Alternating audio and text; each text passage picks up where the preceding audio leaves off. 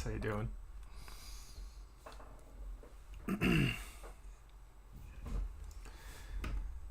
Hello, Magdalena, Steven, Josh. Thanks for coming out.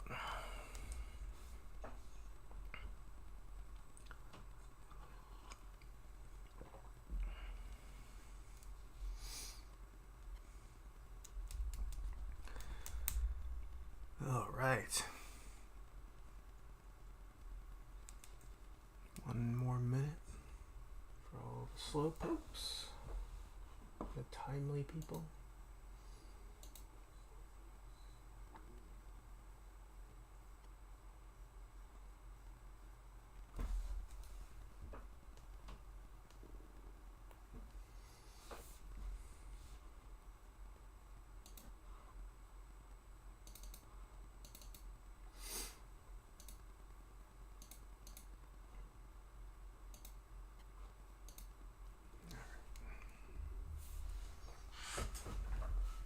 Hey, Casper.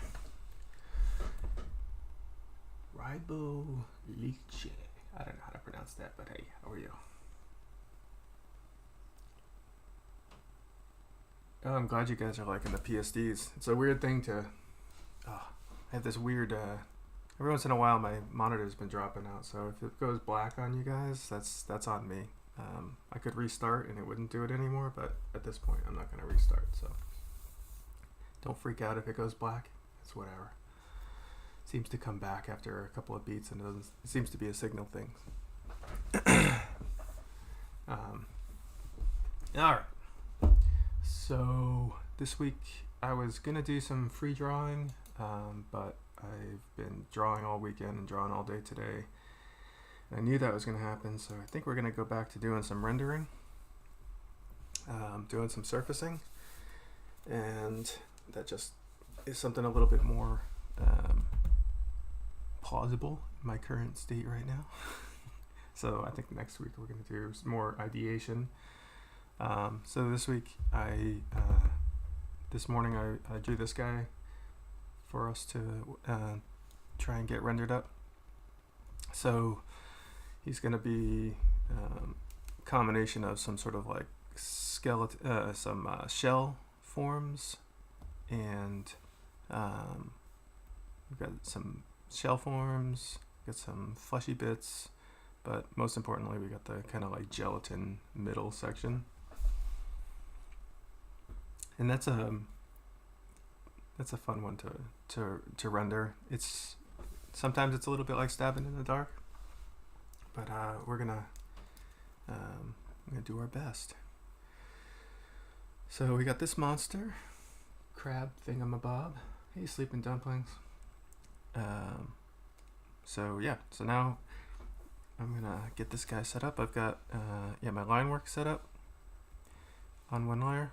I've got the three main color sources. This is basically just the eyes, sort of the organ brain thing, and the shell, and then sort of the overall gel. Now I may change some of these selections later, but for now that's fine.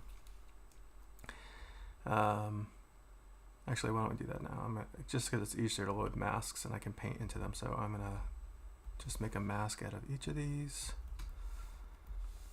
just by loading.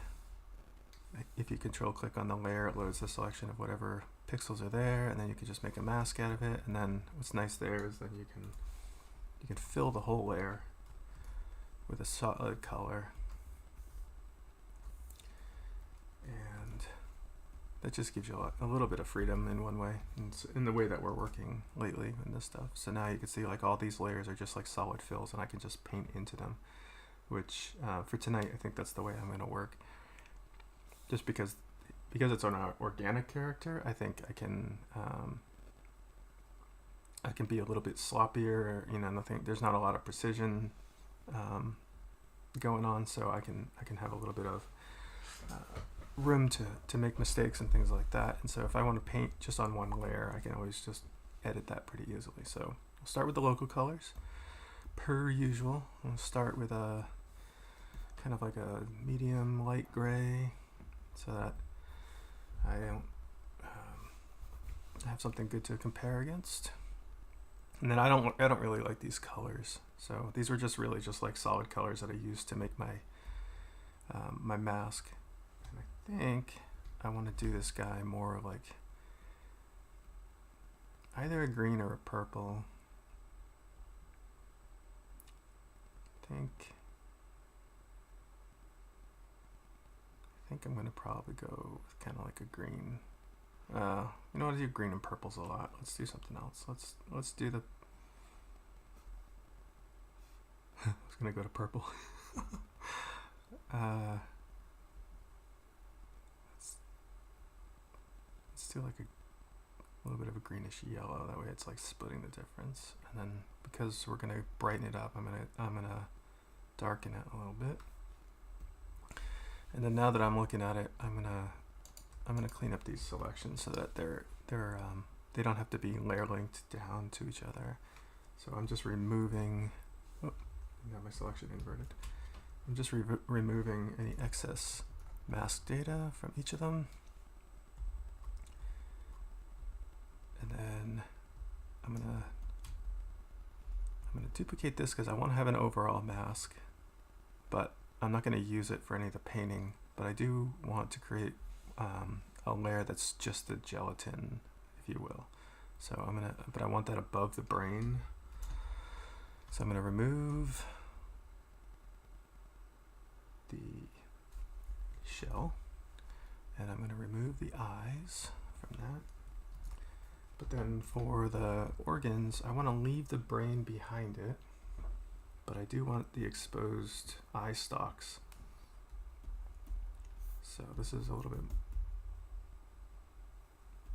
you'll see why in a second.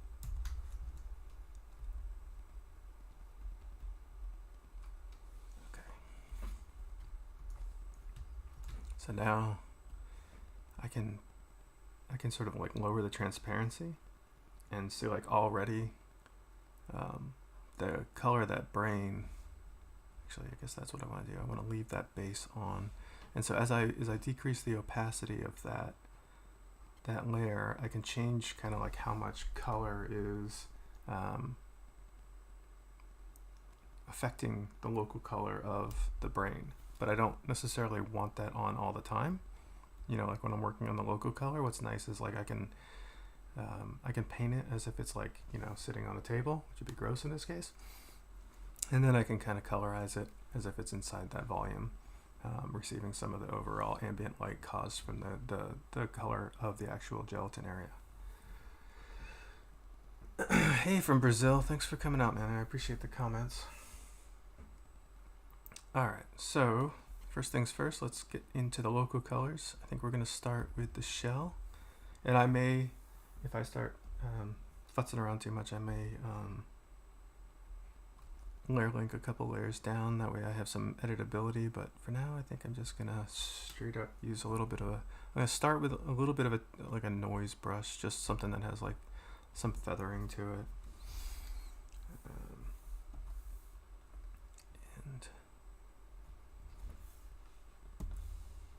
And I like to start thinking about sort of the directionality,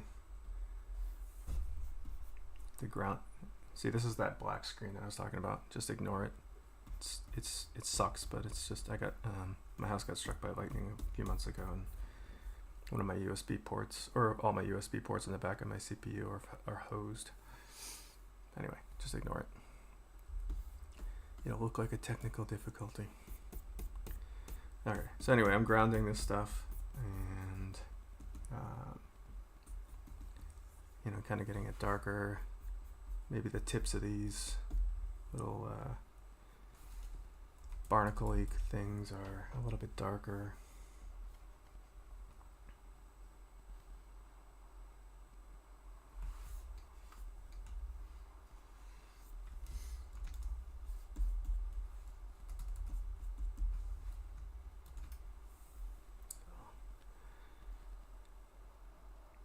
So I was looking at like blue crabs and lobsters for this. These really beautiful kind of like spotted patterns. I did one other piece years ago. a crab where I kind of got turned on to the sort of patterns that some of these crabs have on them. And even the subtle ones like a lobster, where it seems like it's just like one color, when you start looking up close to it, it has like these really beautiful patterns on it. Subtle, but they're cool. And of course we're not going to be overly subtle. Oh, I'm glad you got your stickers. Yeah, the stickers are a lot of fun to make, and I'm excited people are getting them.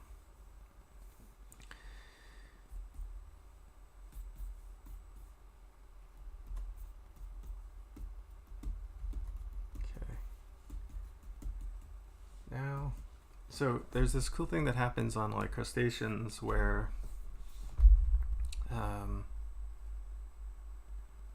it's almost like it gets worn away, or like the ridges of some of the bone forming, they start to lighten up a little bit, and it goes across like hard edges. So what's nice is I can switch back to just my standard kind of airbrush. I'm going to drop the opacity down, and it almost acts the way that like when leather is cracking, and it's like picking the high points. Drop the opacity a bit too much. Oh, my flow's way down. There's part of your problem. I don't know what I was working on today, but a lot of my settings are all kind of jacked up. So yeah, I'm just gonna kind of go in and start adding some of this kind of like highlighting that's like a natural occurrence in crustaceans, but it also has like some modulation and patterning to it that it kind of like blends into. So get some of that in there, and we'll probably do a couple passes with this stuff because it even kind of goes to almost like a bone white sometimes. And we'll go all the way. I'm going to go all the way through, kind of like the general bone, before I go into some of the soft tissue stuff. And so I know I'm gonna, like in this bottom claw here, I'm gonna go pretty bright with it on the inside. So I'm just gonna fill that in and just let that have a lot of the purple. You can see how like that dark purple that I put in initially is kind of like making this more pale, brighter purple pop a bit more, whereas if I just put it next to this more muted purple that is sort of like the original color, it sort of disappears. So having that initial modularity goes a long way to kind of getting some interesting effects with some of the secondary and tertiary colors that you're going to start adding in. Yeah, maybe we'll make some of these barnacle bases that same purple. I don't even know if they're barnacles so much as they're just like age bumps.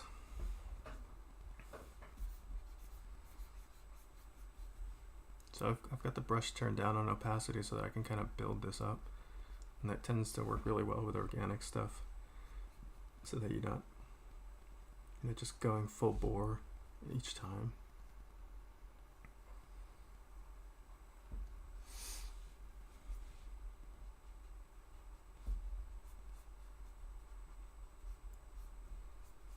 Just kind of work our way through. So these little mandibles in here kind of do the same thing.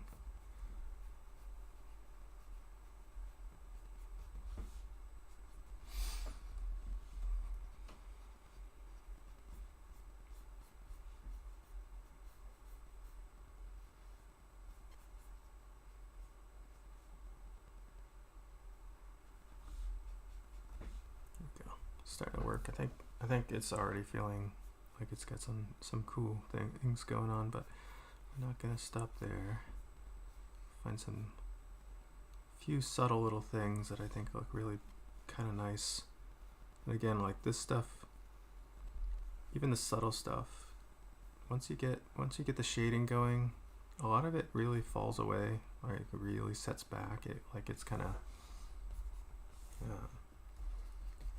like the shading does more of the lifting, and a lot of this stuff isn't as noticeable anymore. And as the artist, I think a lot of times your first instinct is to make it more intense and pop, and that can be distracting. And when this stuff is subtle, when this stuff is just like sets back quietly, you'd be surprised how many people pick up on it, even if it's not overt and really obvious. It can be really, really powerful in a lot of ways to have it be subtle. So not going too heavy-handed with this stuff and letting it fall away.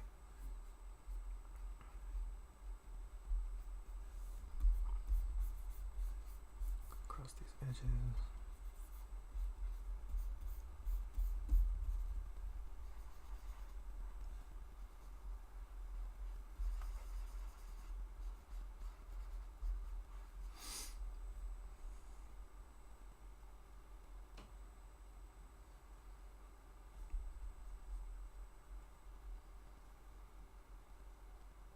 Just random question, everyone. Where are you sticking your stickers? Oh, yeah, my sketchbooks. I agree with Josh on this. I put them all over my sketchbooks. They actually, for me, they've become kind of like labels.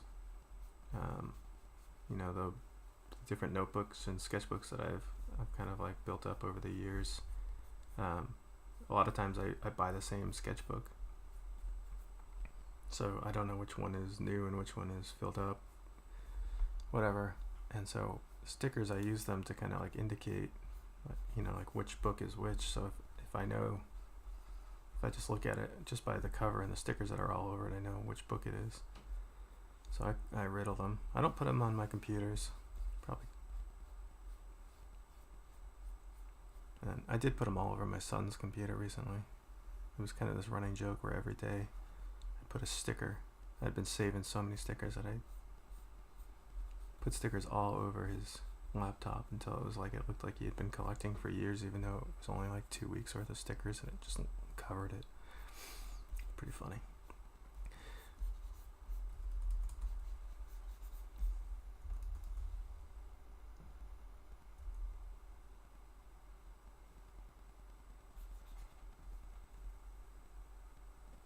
Favorite brands for sketchbooks? I pretty much only use Moleskines at this point. Not the. Well, I do have a couple of the sort of like standard black ones with the elastic strap on it. I get those whenever I see them on sale because they can be kind of pricey. They're really popular now. But they have these like soft cover ones that are saddle stitched. I like those a lot. They're very cheap. I think they come in packs of 3, and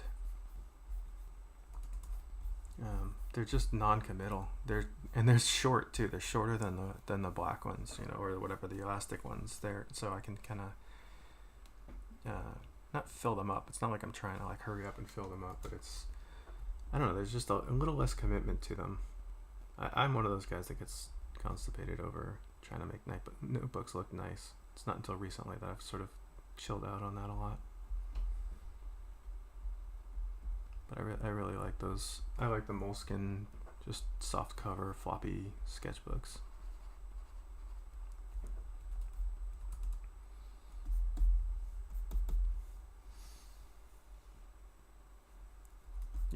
There was some nice, I don't remember what the brand is, there were some nice lay flat hardcover sketchbooks that I got at CTN or at Lightbox or something one year, and they're great. But again, they were just so beautiful, I just kept getting intimidated by them.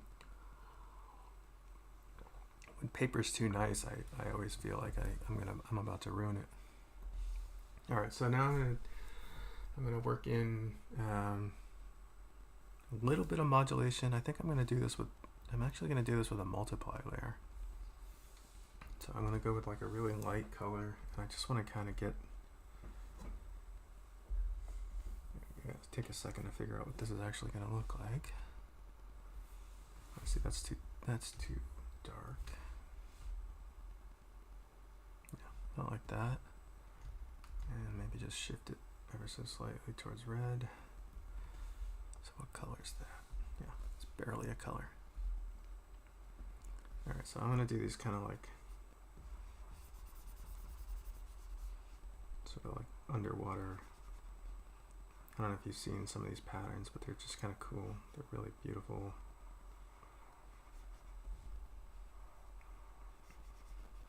Swirly patterns. Almost look like camouflage. Something not. I'm sure that's what it is actually, but you know,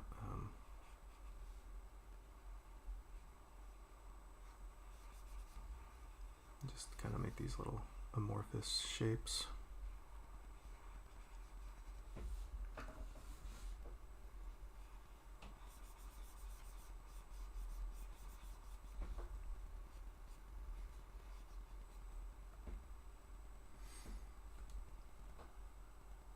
Cottonwood Arts, I think that's, yeah, I've had those. I like those. I like all sketchbooks mostly. I even like the Strathmore ones sometimes, the new ones, those gray ones. And it was something Castle or something like that I was doing a lot of my marker work in. I had like these nice recycled brown paper. Really like those. But they're not very common. I have that here.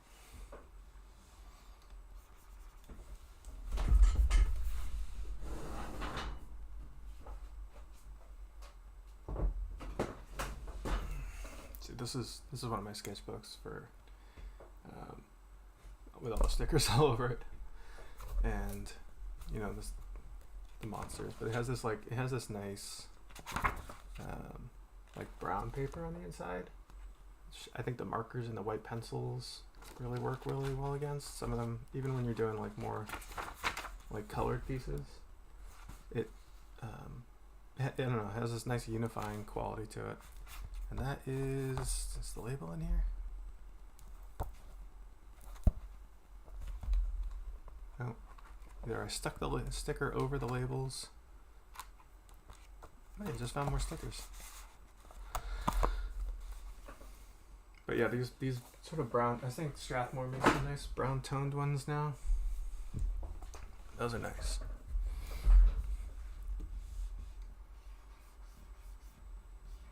Alright, back to our friend here. I'm sorry if I'm missing any questions. I assume you guys are going on about sketchbooks still, which I love, but I'm gonna let you guys sort out your favorites while I just sort of read along. But yeah, the for me the brown paper works really well against the colors. I don't know if I would do like ideation sketching in them. Nothing wrong with it, but I like them for markers a lot. I think it's really fun.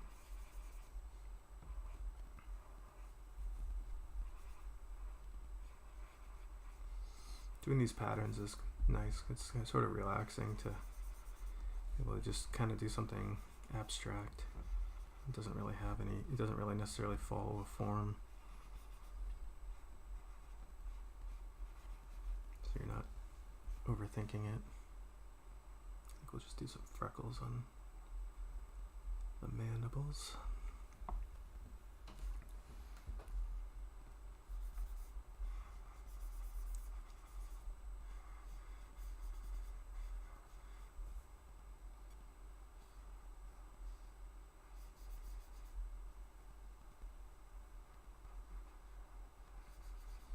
I think the pattern is a little trickier up here because I do want it to look like it's wrapping around these sort of volcano-shaped barnacle things. Sometimes when you lay pattern on, your first instinct can be that it doesn't need to follow the form precisely.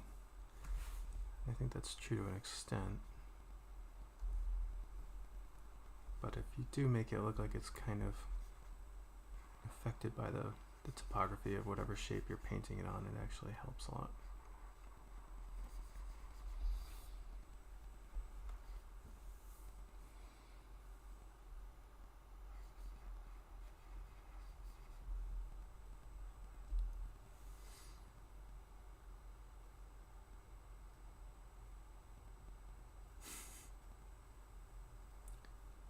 I don't think I appreciate you saying that, but those are just for fun, doing those.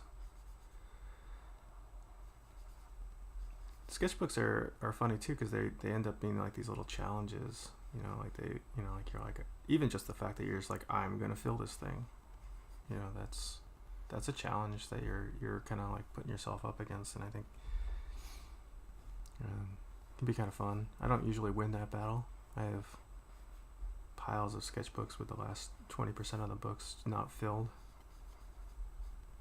and even that I have this like promise that I'm going to go back and fill all my sketchbooks, but then I just keep buying sketchbooks.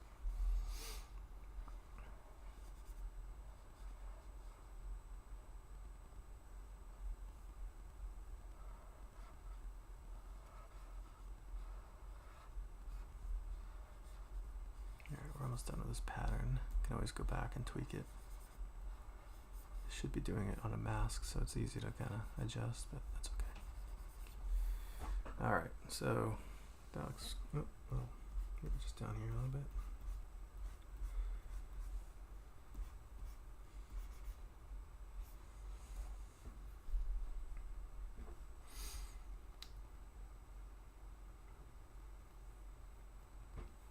Never studied crustaceans. That's okay.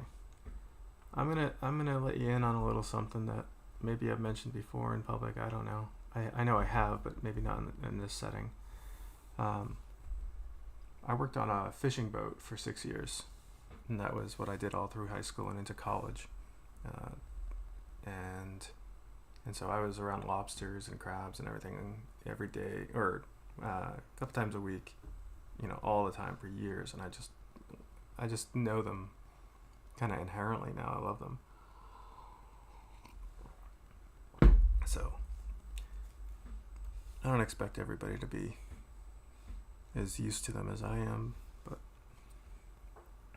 I do love me some crustaceans. Alright, so I'm going to do kind of like this paler color. That's too not pale enough.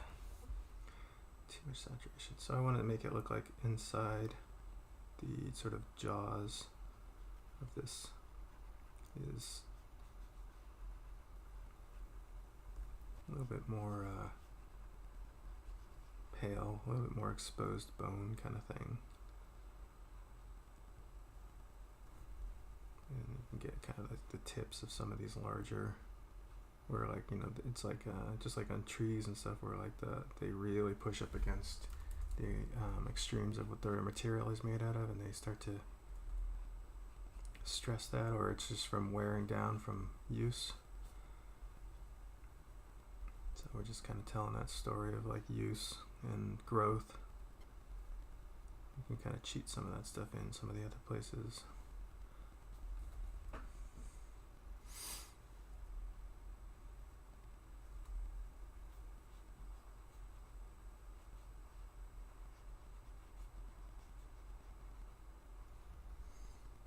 iPod cases and sketches. Yep, that's it.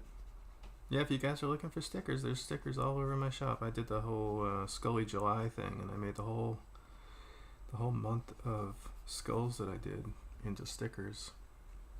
So there's like complete sets and partial sets. There's a complete set that's like 30 skulls. You can see all the skulls that I did on the Instagram page.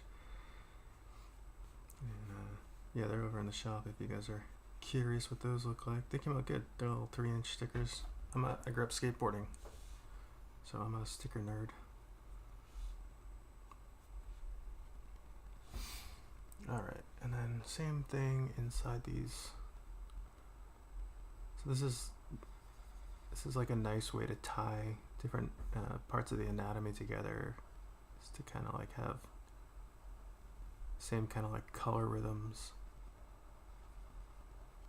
in some of the other areas. So we can imagine like in some of these split areas, starting to see some of that bone show through.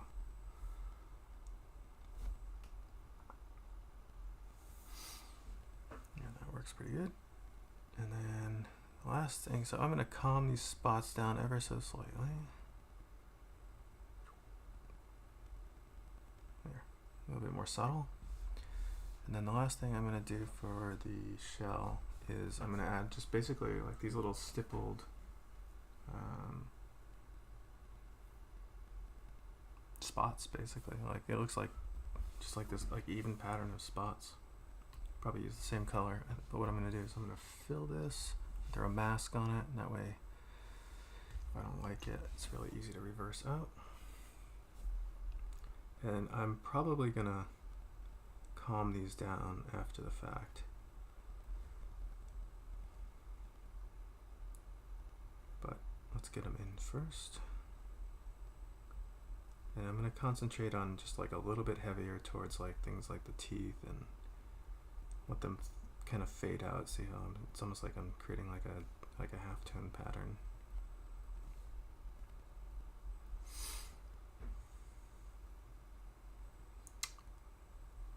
See where if I'm missing any questions here.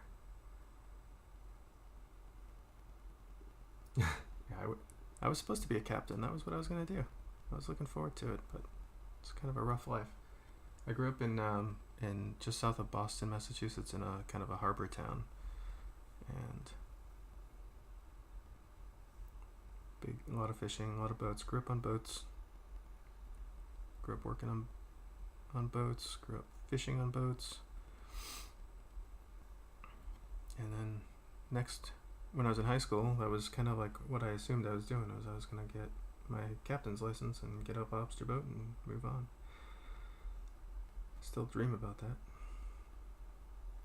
Glad I didn't do it. My back went out. But that was a lot of fun. I worked the back of the boat with my cousin, who's one of my best friends. So we always had a good time. I'm sure people who didn't like the people they were working with don't think of lobstering as fondly as I think of it, but because I was out there with a good friend, we had a great time. Hard work, good money.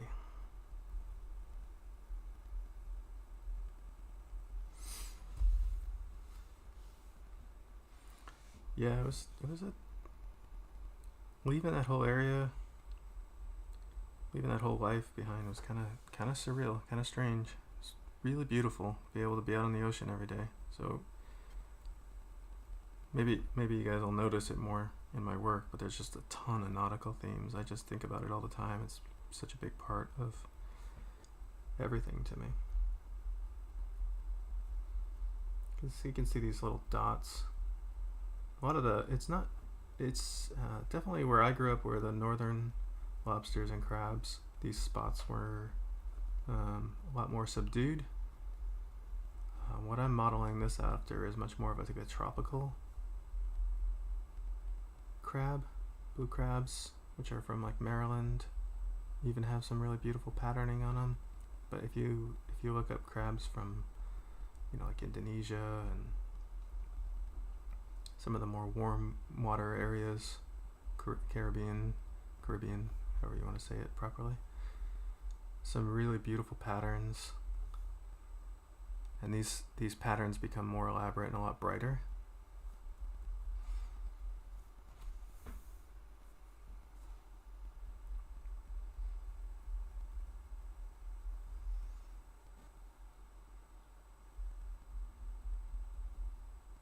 You're being pulled. Yeah, I know a lot of people now. I kept it a secret for a while too, because I would see people sketching in sketchbooks, and they had no qualms about just like filling the things up. And I don't know what it is, but even to this day, where I have enough money to buy a sketchbook, even a decent one, I still freak out about it. I don't know, I think something about a sketchbook is so beautiful already that I just feel like I'm contributing to ruining it. Alright, so now I can calm that down. I'm not going to have it be so overt, but I just want it to be subtly there. Yeah, and you can see with like a few passes of just different textures and things, they don't necessarily they don't really correspond to each other. The patterns aren't really talking to each other that much, other than just kind of like having some color harmony. And I think it kind of goes a long way to making this thing feel a bit more authentic. So let's turn that off for now. So for this brain thing, I think I'm going to shift this a little bit color-wise. It's looking a little nasty.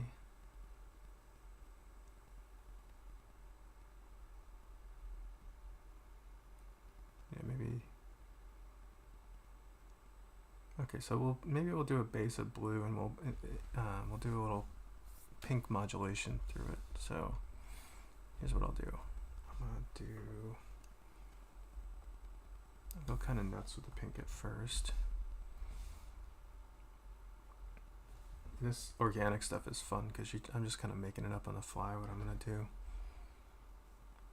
So what I'm going to use the purple, or the kind of blue purple here, to kind of ground the forms as they're kind of like going in and intersecting, and then like where they kind of like, you know, expose themselves, I'll have a little bit more pink showing, and then I'll go back and kind of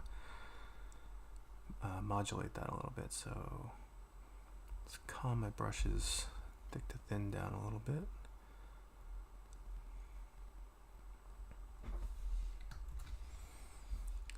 And drop the opacity.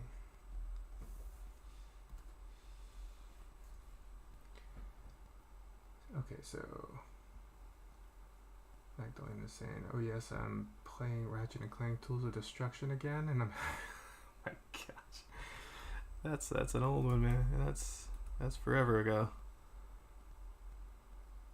That was a fun time working on that. It's fun now that it's over. It was a lot of work. These games are an incredible amount of work. Yeah, that's working. Look, see the pink kind of just up where they're kind of like exposing. And I'll go back and kind of add some little nasty dollops of the purple back in. Could we probably do that on the eye stalks as well? Yeah, I like that. That worked out. And this is going to be pretty subtle as well, because we're gonna make the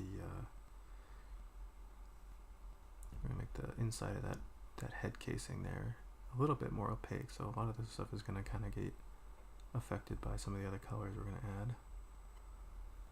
But it's a bit of an experiment. All right, so now we'll go back and add some of that purple back in. And that's just by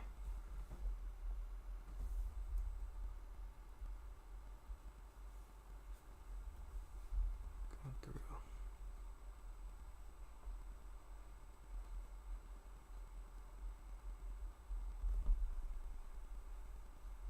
I'm just kind of doing a little cross contour kind of ringlets, and just kind of trying to keep it nasty looking. Kids love the nasty.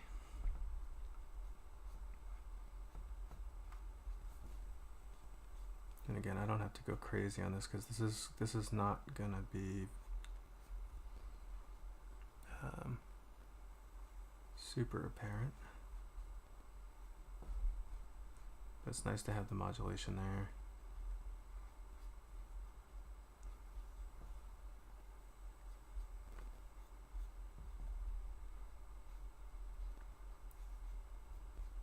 There we go. It's starting to work.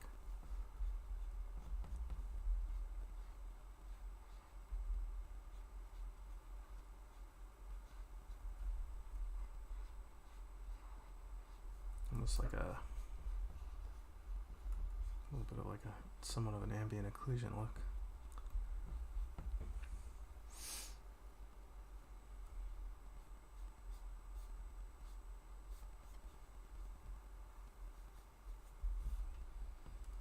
Just overall kind of calm down some areas.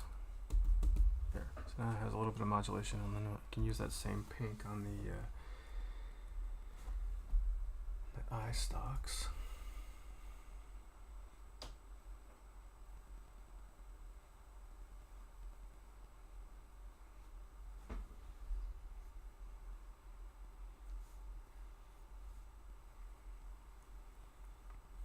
Just kind of like very like there's something nice about doing organics because they like you almost want to be sloppy with the stuff. I just noticed they screwed up my mask a little bit, so let me fix that real quick.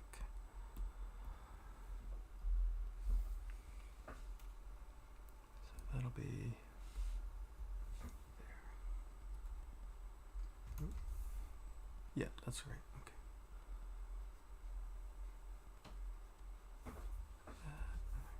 That one. And then I'm noticing there's a little haze on my mask, which means there's a little bit of gray. So let me fix that.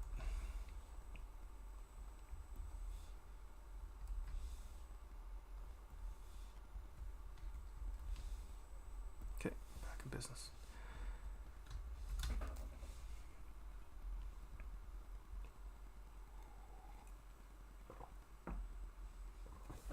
All right, so, oops. Stop it. I know. Okay, and then we'll do the eyes later. No, we'll do the eyes in a second, but I want to do the, here's what I'm going to do. I'm going to put that down there, make that opaque, and then turn that one off. All right, so now I have the sort of gelatin base here, and on this top one, so we're gonna kind of treat this top one as if it's like the foreground, I guess, almost like the foreground of the gelatin. So I'm gonna do some little spotting on it, little color gradient. So I'm just gonna go a little darker in the back and a little darker in the crevices. Again, this is all local color. This isn't doing any rendering right now. This is just kind of getting some really cool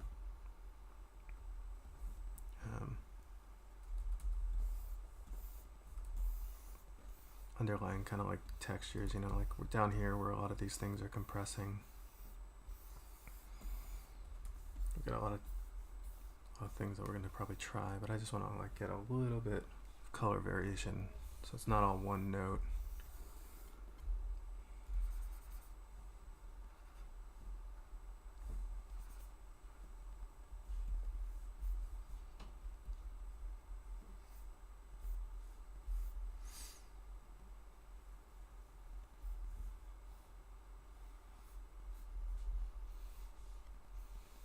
Just imagine like where the crevices of these wrinkles are is just a little bit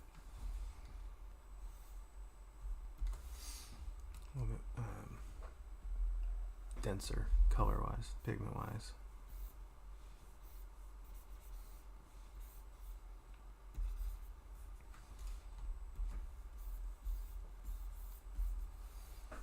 Okay, that should work because there's going to be a lot of heavy lifting done from the rendering on the gelatin areas, I think. Okay, and then so we'll do the eyes. And I think now that we got a lot of greens going on, I think we're going to shift those.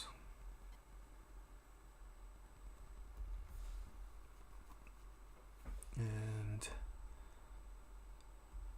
start by grounding those a little bit.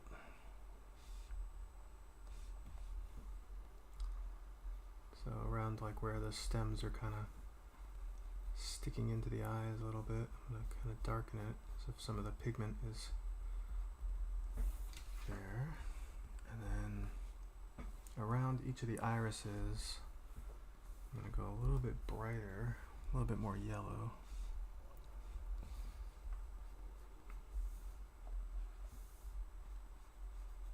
Maybe brighter than that.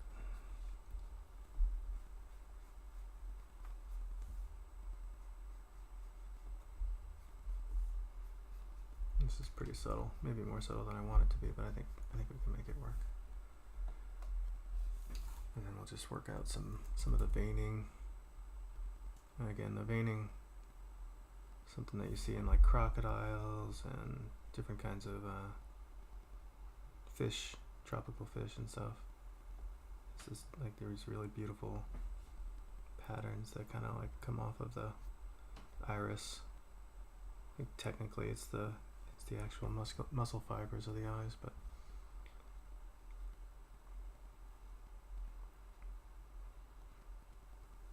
it looks like a tennis ball.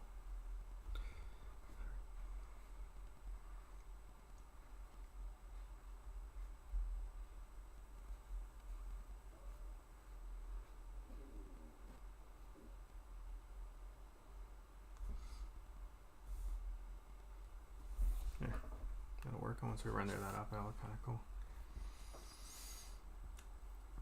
Yeah, alright, so I mean right now, let's see. Trace the paper light box right now.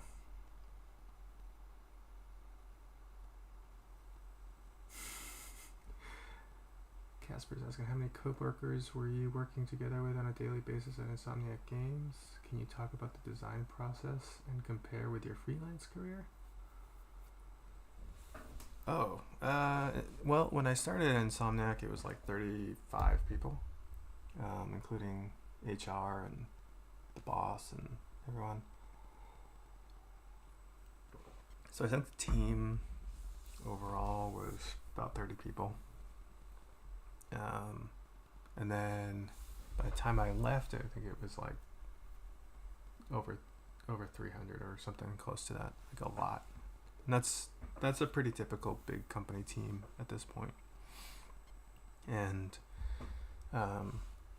depending upon the project, the team sizes varied. Like when we did Quest for Booty, there was like 10 of us, and I think only 8 of us were production. And then when we did some of the other Ratchet games, it got upwards of maybe 80 people or something like that. And then, but some of the bigger games require more people than that. But yeah, on average, I think, there's this kind of tipping point, like with personnel, where if you have too many people, it's really tough to manage. So, they were really careful not to ever exceed that too much. Compared to when I work freelance, which is drastically different.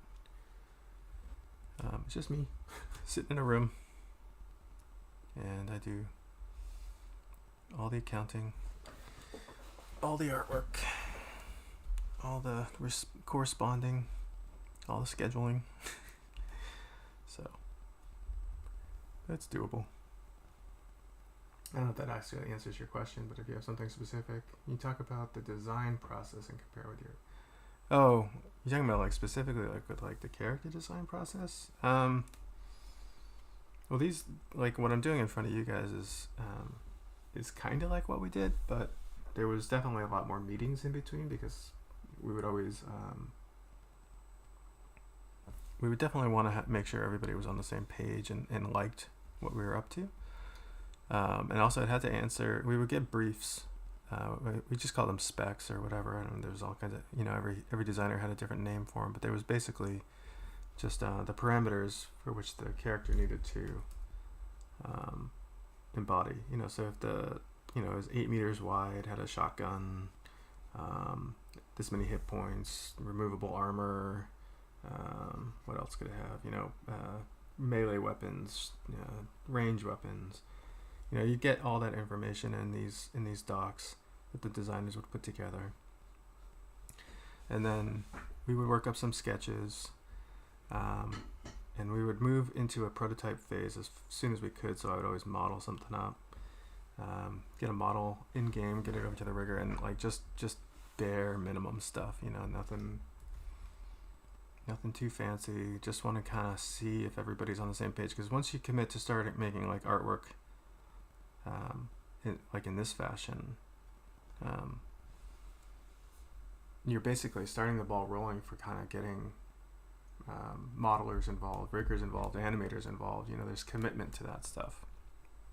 So you want to make sure that you have exhausted all possibilities and that the design is solid and the designers are happy. So a lot of times we would get a rough on screen. So let's say you have 10 characters that are due, and in a sequence, and you get one character roughed out, some ideas down on the page, some general ideas, and then get it up on screen as soon as possible, and then immediately start working on the next one.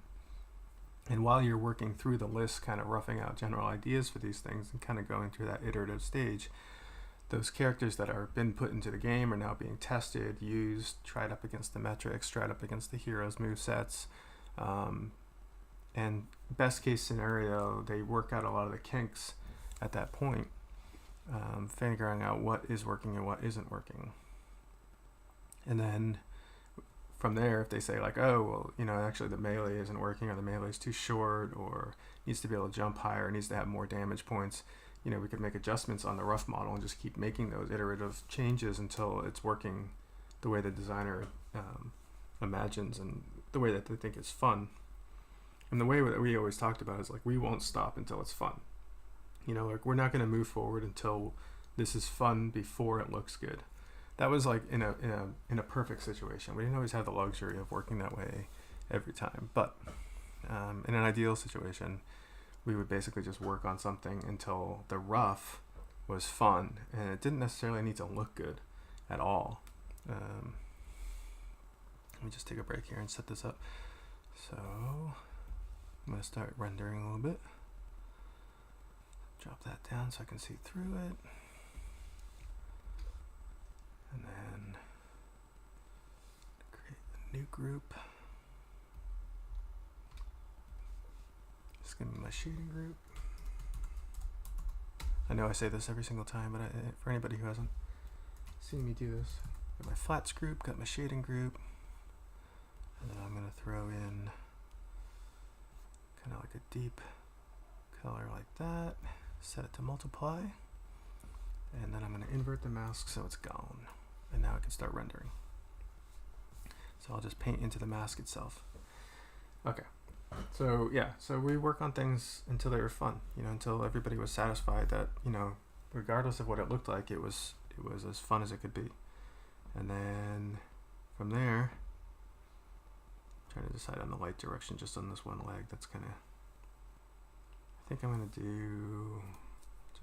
do coming down from the top left, I think. So yeah, that'll make the most sense. And then we would move forward with ideas, and so now we basically worked out the idea to a point where we feel confident moving forward with a final design, and even that those final designs, it was happening. My selection keeps dropping. They didn't have to be, we would start rough, and the silhouettes that we talk about in some of the other talks and things like that, we would definitely go through that stage on a regular basis. That was really important, making sure that the silhouette worked, and we'd show those to designers as often as possible. And if you really want to get into games and you really want to feel like you're doing the best you can do, you kind of follow your designer, like you follow your character the whole time. You work with your designers, you work with your animators, your modelers. You stay with it the whole time, and even if you're not involved, even if it's going well, you just kind of follow it. Make sure it's going well. Be looking for ways to change it, to improve it. So that was really fun. That was my favorite part. It was like we wouldn't just send things over the wall. We would follow them. We would make sure that they were still working, work with the designers, try things out. And that was when we really started realizing that by working in that way, we could start pushing the boundaries of what a character could look like, because the designers weren't as sure what could be done with a character, so they would default to something really basic, and that wasn't their fault. It was just like, they didn't know the extent of how far something could be pushed. So it was our job to push the boundaries of what a character could do and still meet the expectations of what that character needed to do on screen. But we would push the boundaries of, I'm sorry, I'm doing two things at once, my brain just stopped. But we would basically try and push the boundaries of what the visualization of a character looked like, and then inside the parameters of what the designers needed them to do. So that was where the fun part came in. That's where the silhouettes really, really became a huge part, and iterating even three-dimensionally. Like, we would have a lot of 3D models where we would just see, and you don't have to be a modeler yourself, but it's definitely faster, and you can try more things out. But just try things out and see what you can do with the characters, see how they feel on screen, get them into the game really fast. It was a very, very, it was not, I think a lot of productions, when you get them into like postmortems and you start seeing like art books and things like that, you'd think like everything went smoothly. They just knew what they were doing. Well, I don't know if that's the case with other studios, but for us, I think we knew what we were doing. I don't think that and we, that team still knows what they're doing, but we would definitely experiment as much as humanly possible. And there isn't some way that you can document that. Some you just knew were going to work right away. Others they just wouldn't work for a long, long time. So we worked that way the whole time I was there, and I enjoyed the crud out of it. I don't know why I try not to swear on this thing, but I do try not to swear. I normally swear like the captain I'm supposed to be.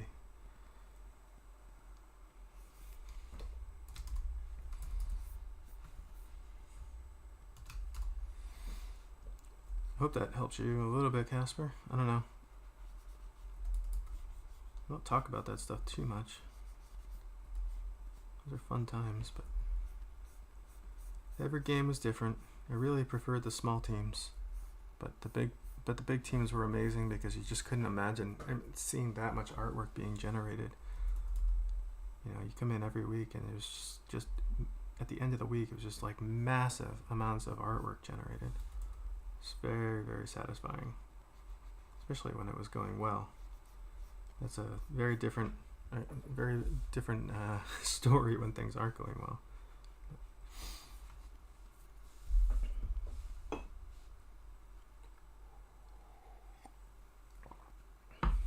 You can ask me questions. I don't know. If I'm just rambling, those productions, every single one was different. The team was different each time.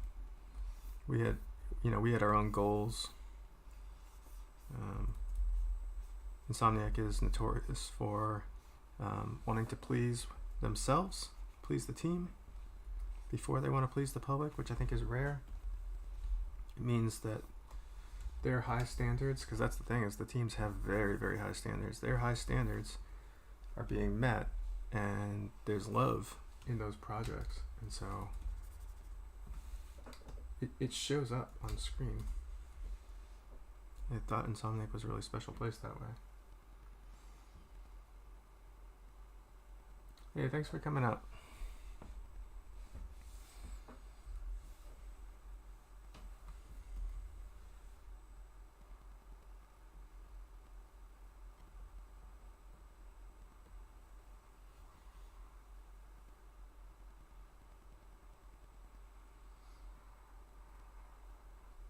It's definitely bittersweet not being there anymore.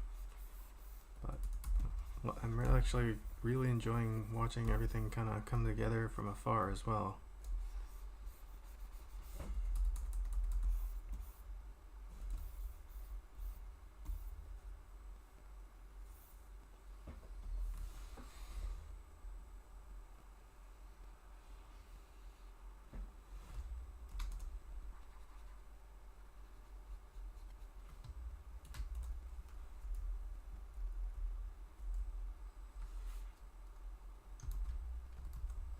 Yeah, we had some really, really fun productions, and they were every single production was incredibly difficult, and the teams were, it's very often the case at a good studio that the teams are made up of really, really just amazing people who, we would hire people that maybe they weren't as good as some of the, more experienced, more, I don't know what to say, like, let's just for the plainness of it, let's just say like they were just better artists or better modelers or better whatever. But if they were just like a little full of themselves, or they had any semblance of prima donna in them, it was off the table, because you had to work with these people in some of the toughest moments of your life. And I think we learned that a little bit the hard way, because we definitely, every studio you go to, you'll they'll be hiring nightmares. But when those teams solidified and personnel was kind of nailed down, you could trust those people. And like I said, together they were just so much more powerful because they could trust each other, could get things done. They were great problem solvers. They knew who to ask for help. It's awesome.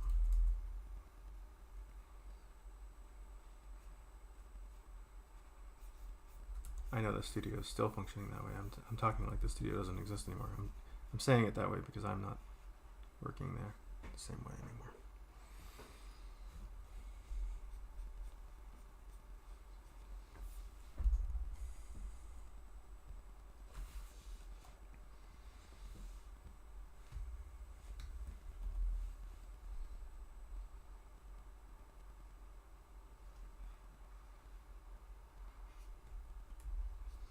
So what I'm doing now is I'm just trying to get some of this shell to have a little bit of faceting to it. That's why I'm going through and just kind of making these craggy selections where, you know, I can kind of like walk up the side here and just make these shapes. And the nice thing is like, so I'm just painting slightly outside of them with a big brush, and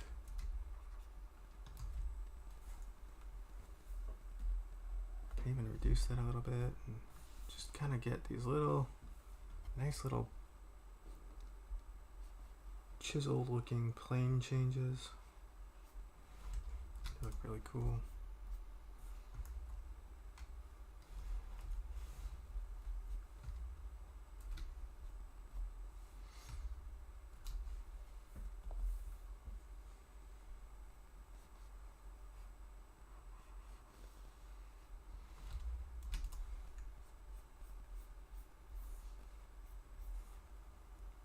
Thanks.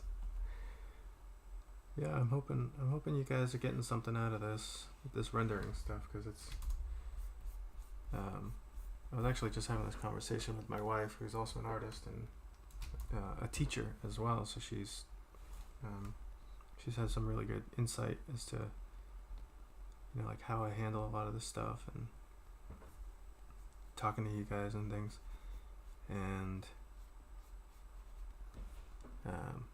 you know, I was saying, like, you know, some of my favorite concept artists, sometimes they can't draw as well as some of the, you know, the people who are out there, you know, killing it on Instagram, and it can be intimidating.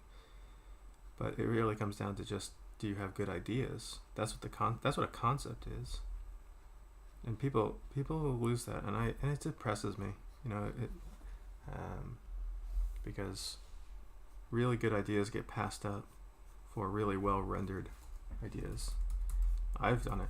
I've had numerous times where I knew an idea just wasn't working, but I knew if I just rendered the crud out of it, I could sell it.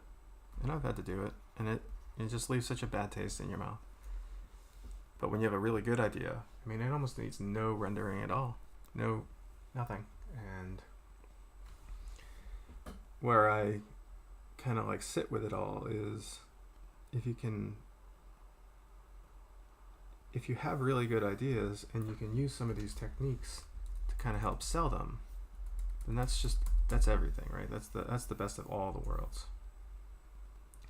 And I'm actually going to try this little facet on the side here, see if this works. I don't usually cross the facets, but we'll see. I like to have a plane change on this. Yeah, that looks cool. Okay, so now it's got just like a little bit more of a crunchy edge to it. I'll do one more just to kind of reinforce it. But yeah, if, you know, I think the value that I hope people get out of some of this stuff isn't that now they're like rendering gurus or anything like that. It's that now you have the ability to take your good ideas and you have a much stronger chance of getting them looked at. So that's my hope. That's why I know I spent a lot of time learning this stuff, was I knew that, and I don't know why I knew that, but there was just this known where a pretty picture got looked at. Now, and the other reason I had to learn how to render this stuff is because I was handing this stuff to modelers, and the modelers needed to understand. If I gave them this claw right here that had these facets in it, versus if it was round shaded, it'd be very different. So when the ZBrush modelers are kind of getting started on stuff, you have to support them and really make sure that you're answering the questions that they're going to have.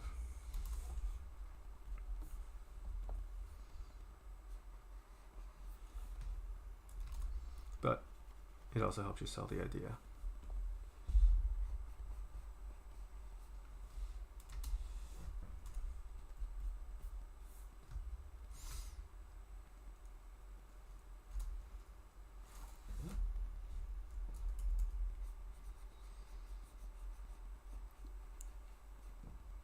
Rendering is like, I used to do a lot of UV layout. I don't know if you guys are into how many of you guys are 3D artists as well. And most people hate doing UV layouts the old school way. Now, like, you basically just pelt something on whatever program you prefer and you're done. So you don't really have to do it, but in the days of yore, if you will, you used to have to lay them out by hand, and it was just this arduous task. But it was an art, because you were, the CPUs, the GPUs of the consoles, they could only handle so much, and so you wanted to make sure you were using as little texture space as possible. You guys know all this. But it was an art, and it was just, I don't know, I just loved it. I loved laying out UVs. When someone said, oh, it's done, we need that thing textured, that meant I was going to basically break the model down and do all the UVs on it. It's the same thing I feel about rendering. It's just like, you got the design down, and now you're just doing the supporting work, and you can just kind of sit down. It's like doing a Sudoku puzzle. I don't know, I feel like I sound crazy right now, but there's this quality to like this like mundane but also really difficult mathematical task. And rendering is very mathematical, even though you don't have to use numbers. There's just sort of like, it's like logic constantly. And I think if you can get into that mindset, if you like that kind of stuff, rendering is going to be a lot of fun for you.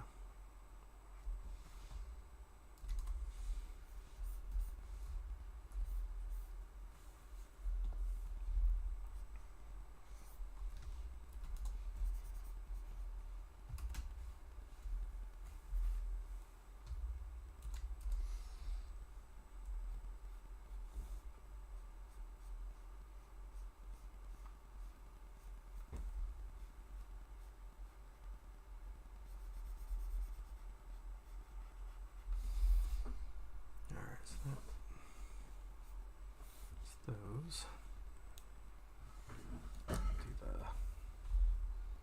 Do the shell next, or do we work our way up? I'm gonna leave the gelatin, because the light logic on the gel is a little bit different. I'm gonna cheat it where I'm gonna use a little bit of fake logic that probably you wouldn't see on gelatin, because it's almost all reflection.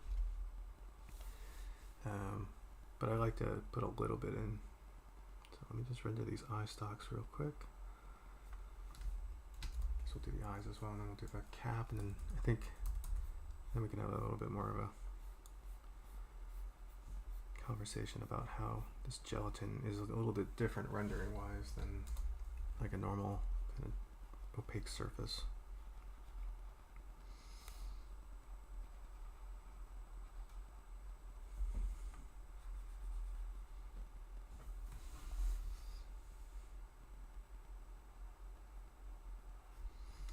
So always look for ways to cast shadows on top of each other, so I can get this one stock casting over the other one, and it immediately starts to set the volume. Or like these eye stalks are now showing me that they're going to go over this mandible a little bit, which is pretty cool. Pretty cool.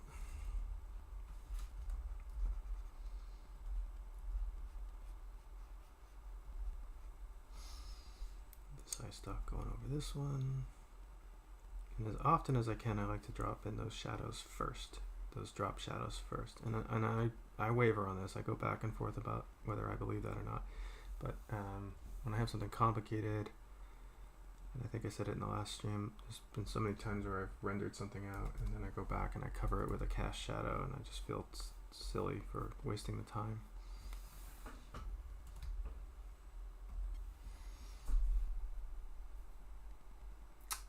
Oh, good. I'm glad you're enjoying that game. Yeah, I mean, obviously I know the whole team. I didn't work on it a lick. But boy, if you want to talk about a passion project, that I would say, that entire team, when they knew that they were getting a hold of that property, you couldn't. Grown men just so happy. Grown men and women and people of all. That's a little bit too global. Everybody, the entire team, very diverse team. So I want to take that back. But that whole team was just so elated to have that project, to be able to do their take on it. Oh, so nice to see. Not every sort of game that comes across the schedule is the entire team gravitates behind. I think this was different. This was the kind of project that I think almost everybody was asking to be on. And so it has that game just is filled with love and care. So that makes for a good game.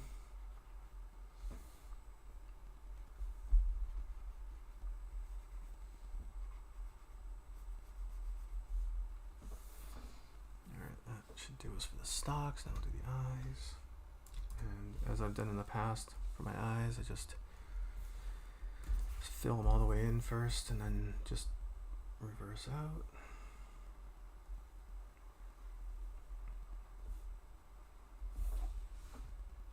And then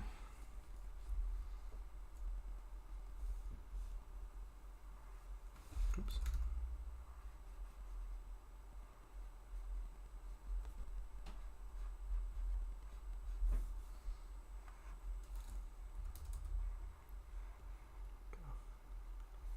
See, like right there, that little story right there is pretty cool. It shows that the stock is overlapping.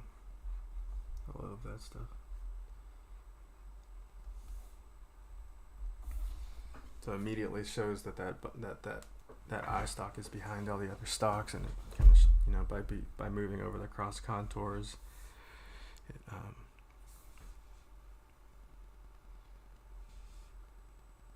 helps. I'm babbling because I'm trying to figure out if I want to load my selection or not. Okay. But yeah, setting those cast shadows.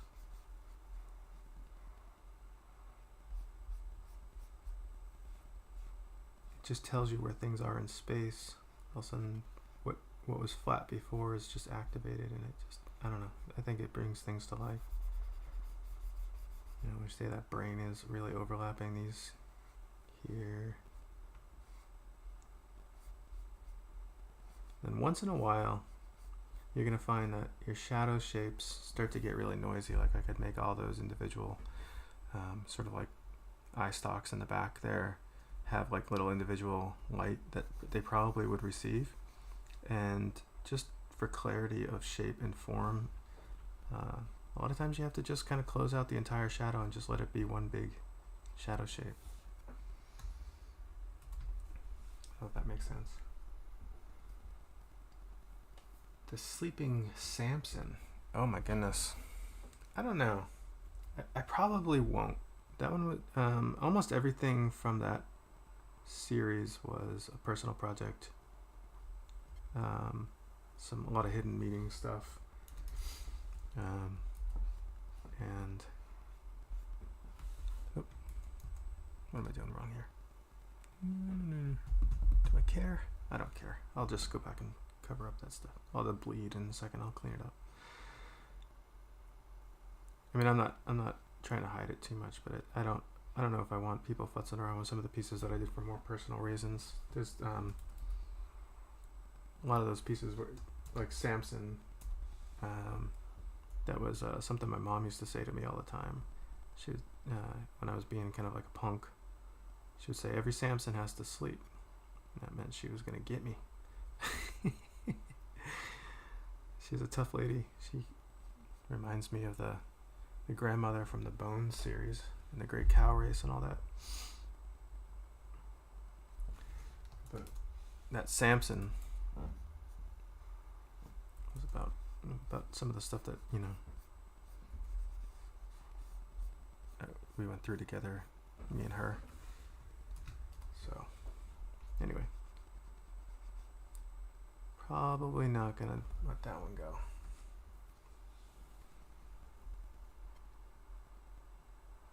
But I will keep putting pieces up that, you know, a bit. And I, you know, if it's that you want more larger illustration based pieces, kind of see like how to do like an entire piece rather than just like an isolated character, like some of the stuff that I've been doing on the channel. I'll definitely keep that in mind as I'm creating these things. Maybe we can finish up a piece or just go through a piece that I've done, and then I'll throw it up in Gumroad so you guys can take a look at it.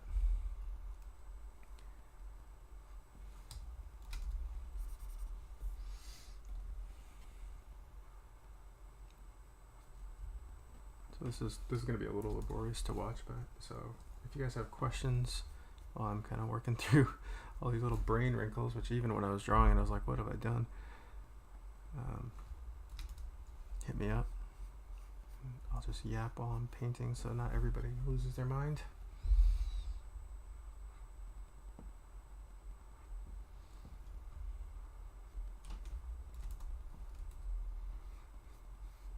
And again, I know that my selection, I could easily isolate this selection, but I'm just gonna paint and let the overpaint come out, and I'll just clean it up afterwards using the mask.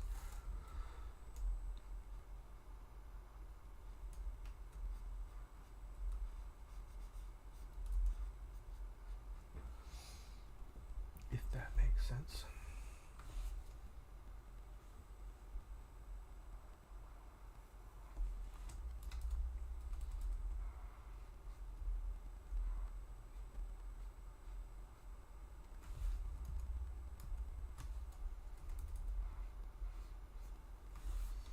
Anybody get themselves a PS5? I know they're tough to get.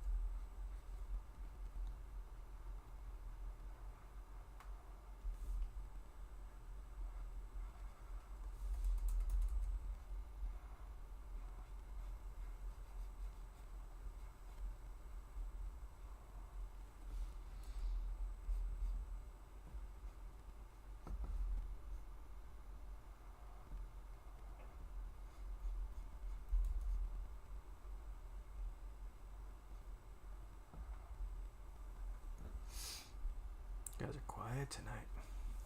Apparently brain rendering is just so it's what is that what's that called when people like whisper into microphones and put them on YouTube? Calm everybody down. Is it ASR? What is that called?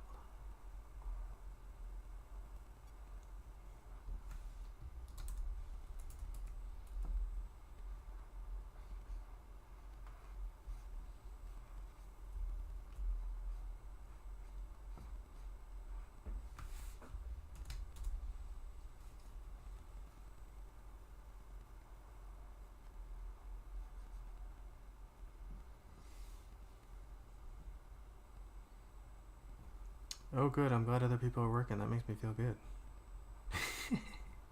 Not that you're like enjoy other people working, but I guess I do actually. There was my favorite parts about being a character lead was just seeing everybody working away, and just, I mean, especially when you're just so enamored with your team that, you know, you're not there for any other reason than to just make sure that they're getting what they need so that they can do the work that, you know, makes everything happen. And oh my gosh, you come in and see everybody happily working away. One of the things I really enjoyed about some of the early Ratchet projects was when we would come up with our schedules, and we just kind of left it up to the team, you know, and we would really try and balance it. But for the most part, we'd come up with a list of assets and find out, you know, which assets people were interested in making.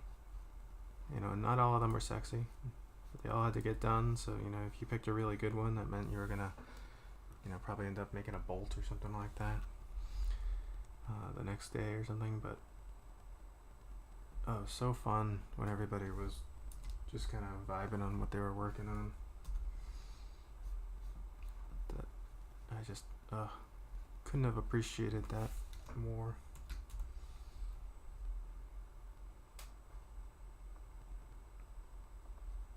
It's funny how, you know, when the concept art was being done, one thing that was really hilarious about the Ratchet games was most of the modelers and animators, they could all draw. They could all draw really well, and it was just by title that, you know, some of us were doing concept work. And so it was a little unnerving in a way, because you really had to please someone who really knew what they were talking about it, and that was so funny, but also kind of amazing in a way. Oh, see, I just did that thing. I was about to render that whole area, and I wanted to make sure that this top area was cast over by the shell on the top. I almost rendered that whole area out for no reason. Got caught up. My own Kool-Aid. Alright, we're almost done with the brain.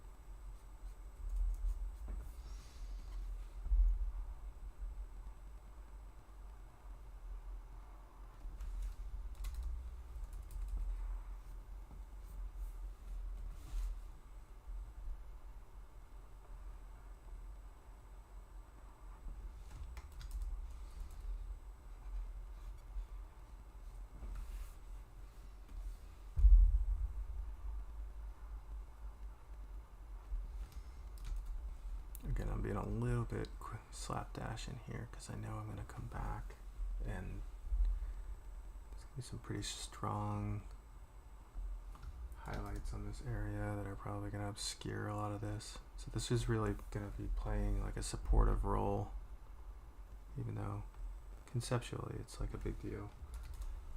It doesn't need to be over the top.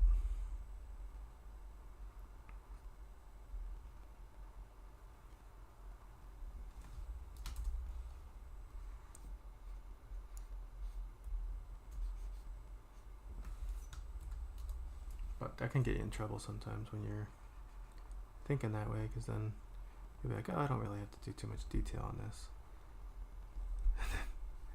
The modelers say, can I see it without the reflections on it?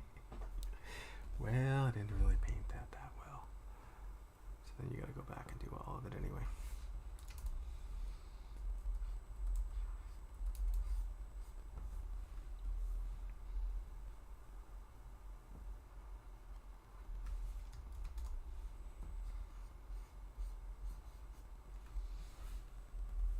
Few more. Finish up the skull and we'll get to the gel. Not the skull. What is that called? The cap, the shell. Oh my gosh.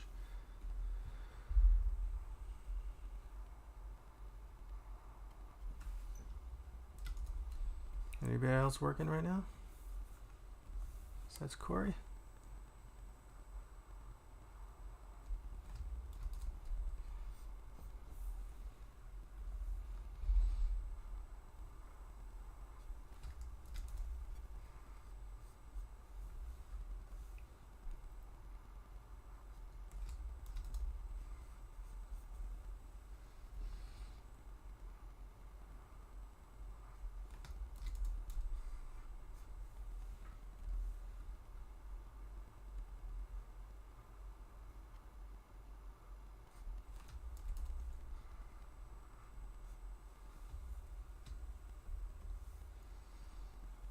Oh, good. That's still work. Drawing for fun is still work.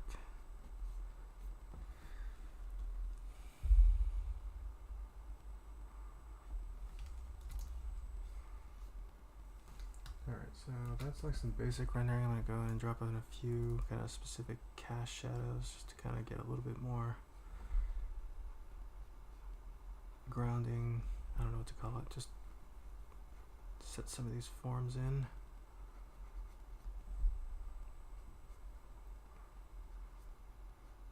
Just kind of go through and look for overlaps and ways that you can cast a shadow to kind of really build that illusion of the volumes. And there's not a lot in here, even though there's a lot of forms, but they're so tightly packed together that there isn't a ton of like cast over shadows, but any little bit helps.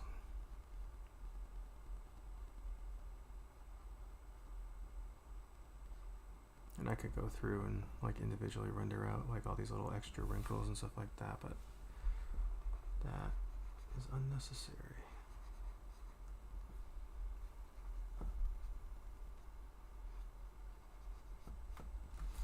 And then load you up. So we'll just clean that up using that selection.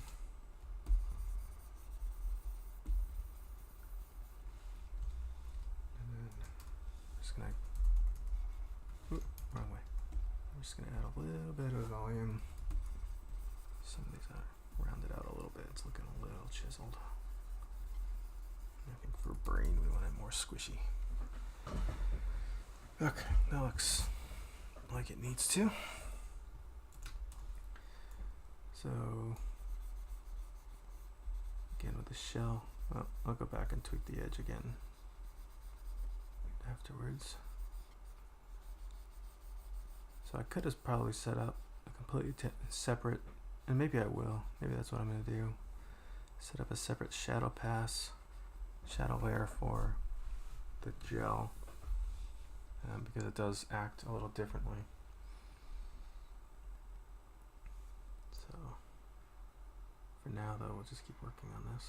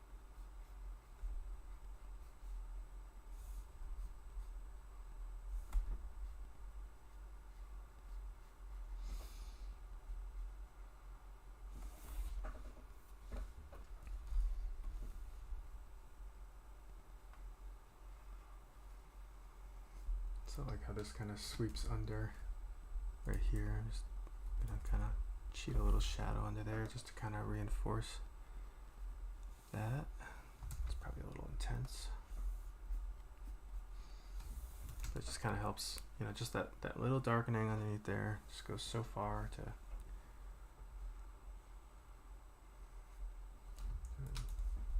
help round out that form. And just kind of go through these little individual craters or volcanoes, whatever. So like, I imagine them as like barnacles. There'll be some tweaking at the end where we have to go through and kind of unify their bases. But for now, we'll just get the individuals going.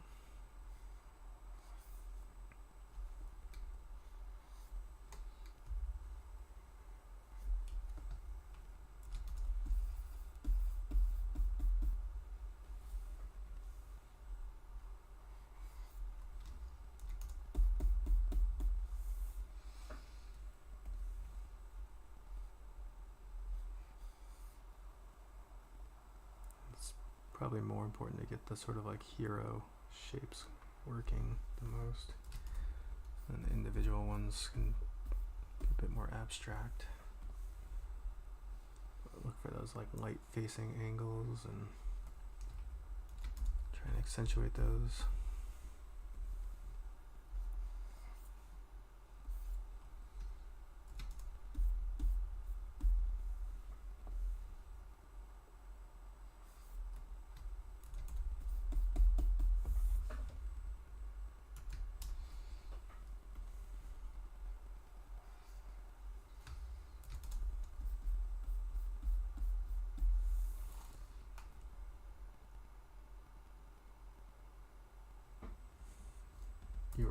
You were a victim to the Coles fiasco. Oh, I've heard a little bit about those.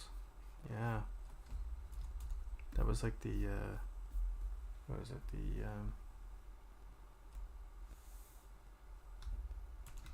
They thought that they were going to be able to order as many as they wanted, so they just oversold them and just expected to keep restocking or something like that. Yeah, that's going to sting. Be hard for them to recover from that. Those big box stores, or whatever you want to call them, those department stores, are already having enough trouble. Start messing with people.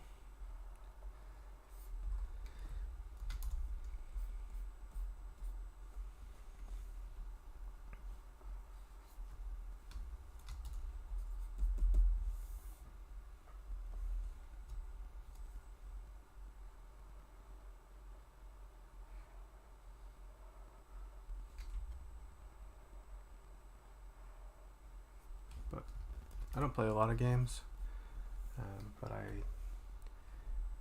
always sort of laughed at the fact that eventually everyone gets one. It's not like they're going to stop making them.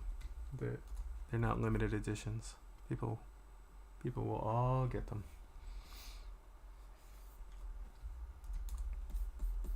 But you have to listen to people spoiling games beforehand. It's just frustrating.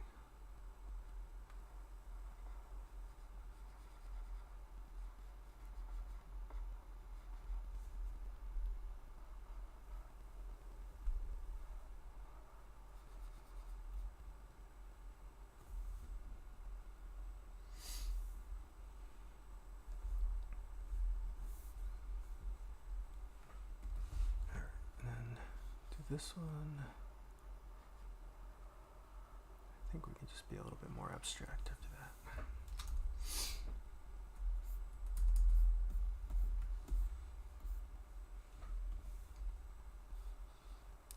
If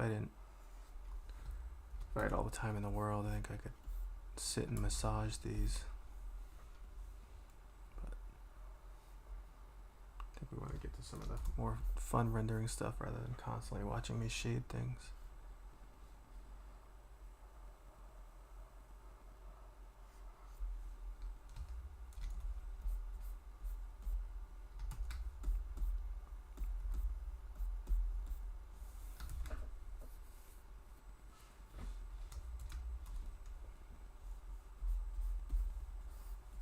Back here, let that start to fall away.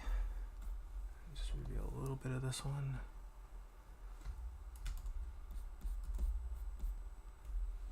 A little bit of this one.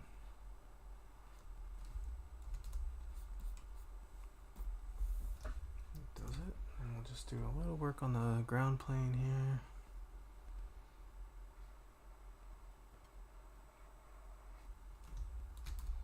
I don't know why I just called it ground plane. You guys got me thinking about games too much.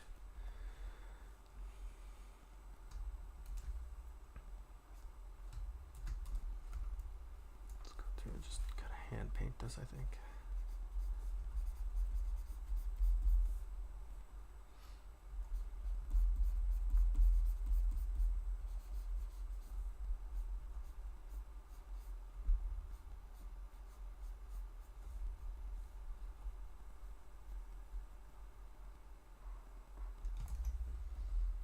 So then we can imagine like some of these are casting shadows. It's nice. I love me some cast shadows.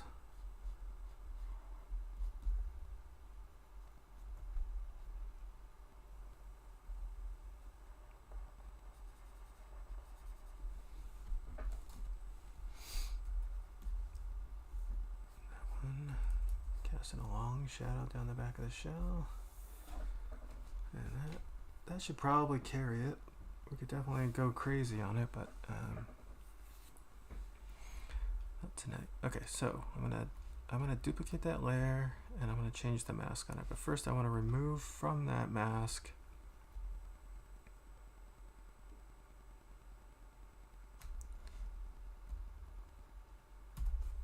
the gelatin or whatever you want to call it. So now the only thing that is, oh, I see what I gotta do. Okay.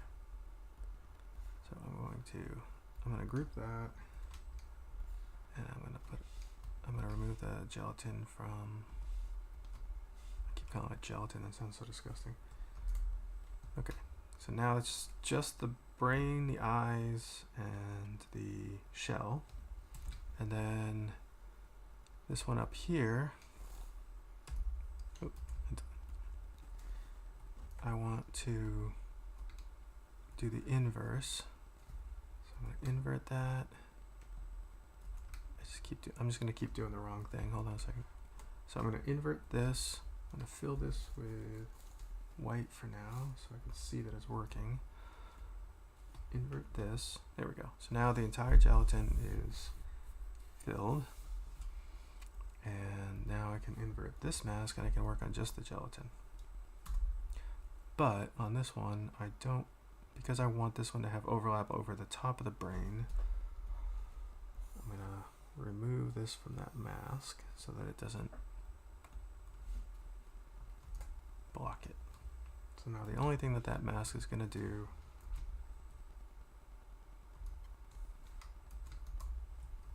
is block out everything but this sort of like gelatin area. We are in business again. So we'll start with the broad shapes. So the difference in rendering the sort of gelatinous area on this is going to be that instead of thinking of it, we're going to put a little bit of volume in it.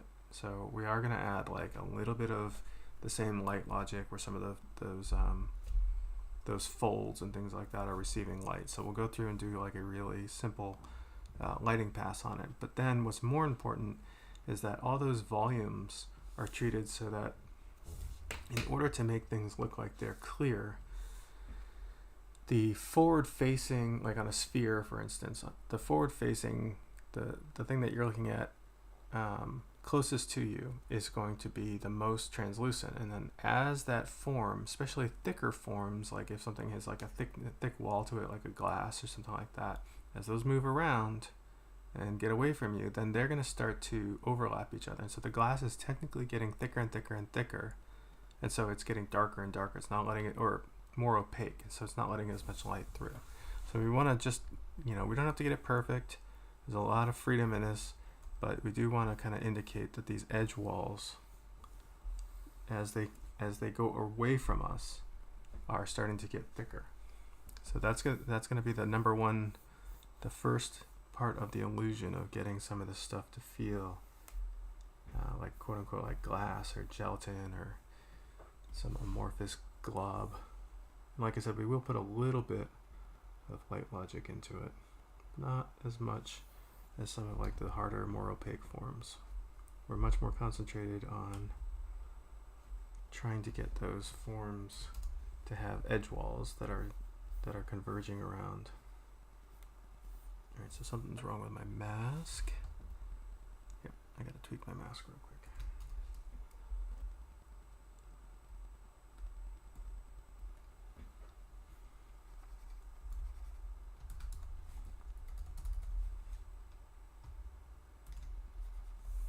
Which one of you is it? Oh, it's this one. Okay. So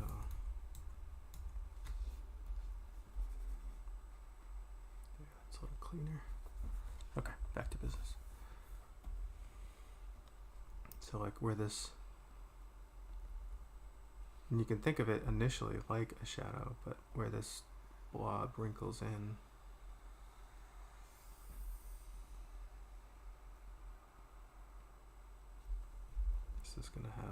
it's going to kind of get more dense as the form turns away from us. I'm going to try and get these as clean as possible.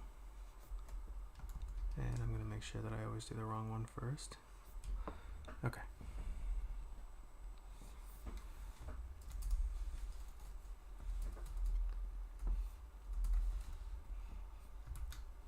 And I'm still on the wrong brush.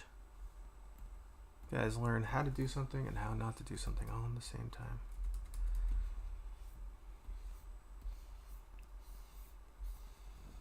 So the first part of the illusion is to just kind of get these converging, or I'm just going to use the word converging. These walls that kind of are as the forward-facing part of them diverges away from you and goes away from you, turns away from you. The walls get thicker, so we're seeing that. Okay, now I just realized what was going wrong with my mask. Okay, maybe it won't matter. Nope, I'm just gonna leave it for now. Maybe we'll fix it later. Okay, and then I am gonna cast a little bit of what looks like a shadow underneath this shell, but I think it's gonna look more like a little bit of a reflection of this shell onto the actually form once we get further along, which is the look that we're going for. So it's going to look like there's just like a little bit of an overhang on that shell, and so we want to, but we're going to treat it, as far as rendering goes, it looks a lot like a shadow.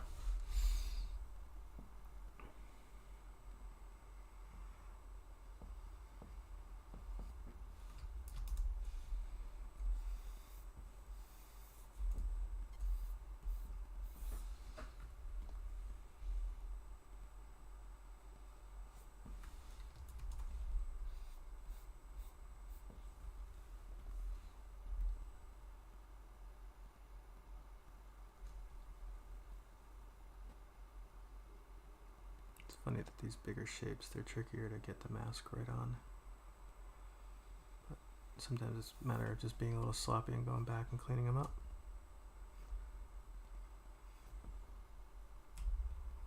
And again, you can always tweak them using the smudge tool or whatever you need to do.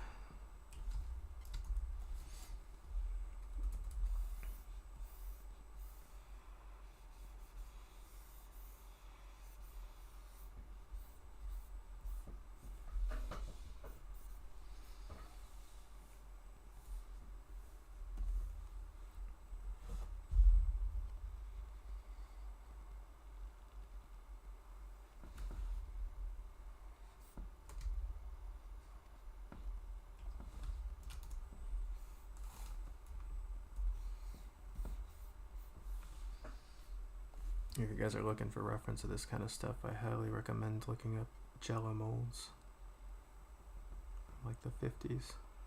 Some crazy like floating fruit and things like that. I don't know why Jello became such a big deal, but it was a big deal in the 50s.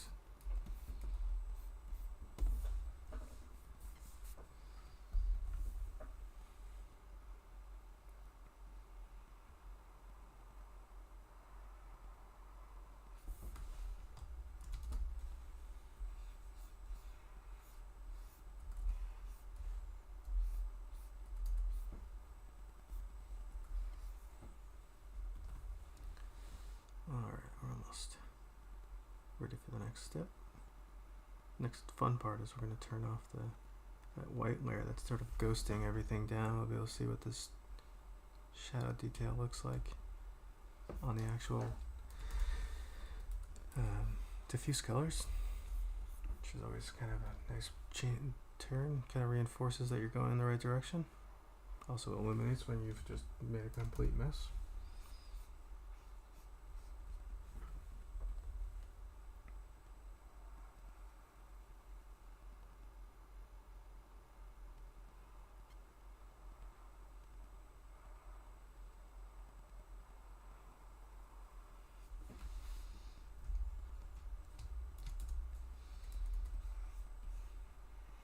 So I'm going to go a little bit more opaque down here, as if like as it's kind of getting closer to the shell.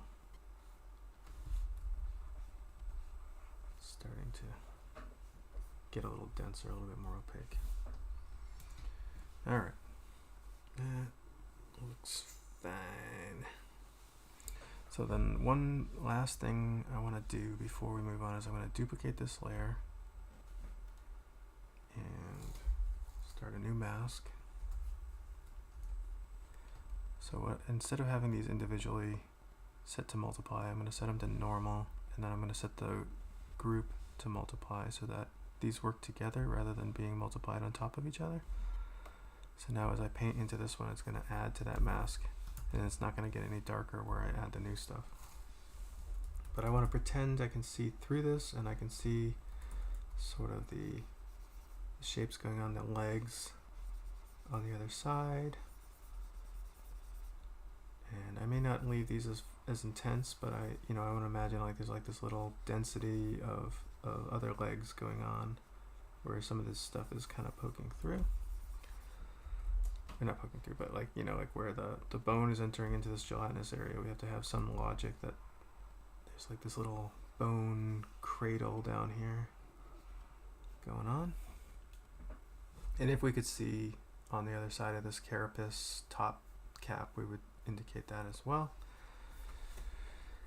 So that, and then we can just, I think we could probably drop the transparency down a little bit to just kind of give a little bit of that illusion.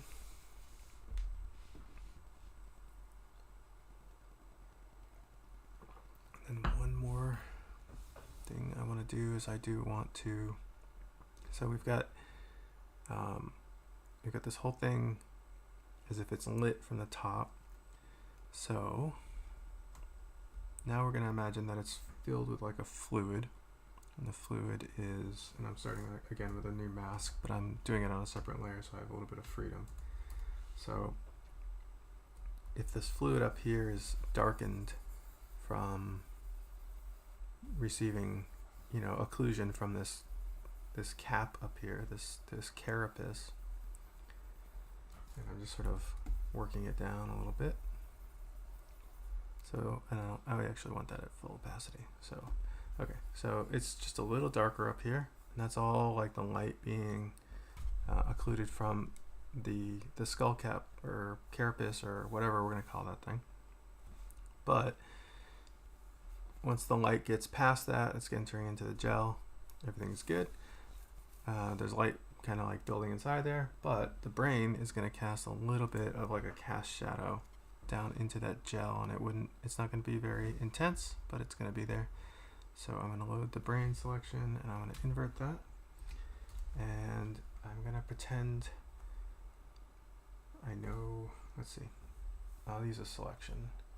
So I'm going to remove this area from that selection above the brain and back here.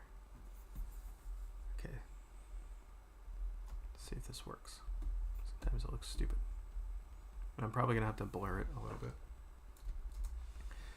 But so just by adding a little bit of density, like when you see like underwater photos, like I think this angle is a little steep over here, or not steep enough.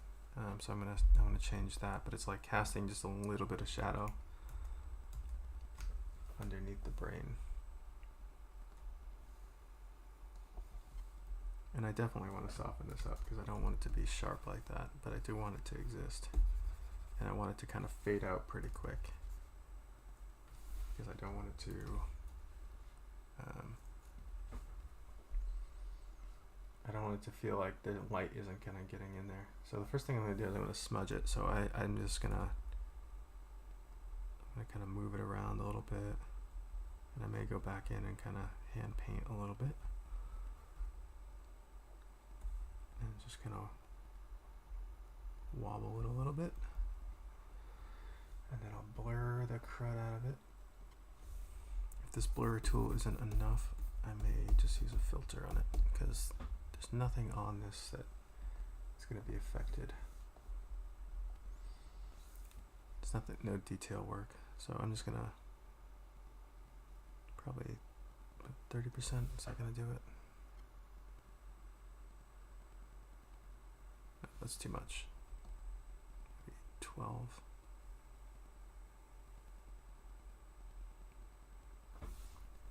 Nine. There, that's fine. Alright. And then you can see like it kind of haloed under here, so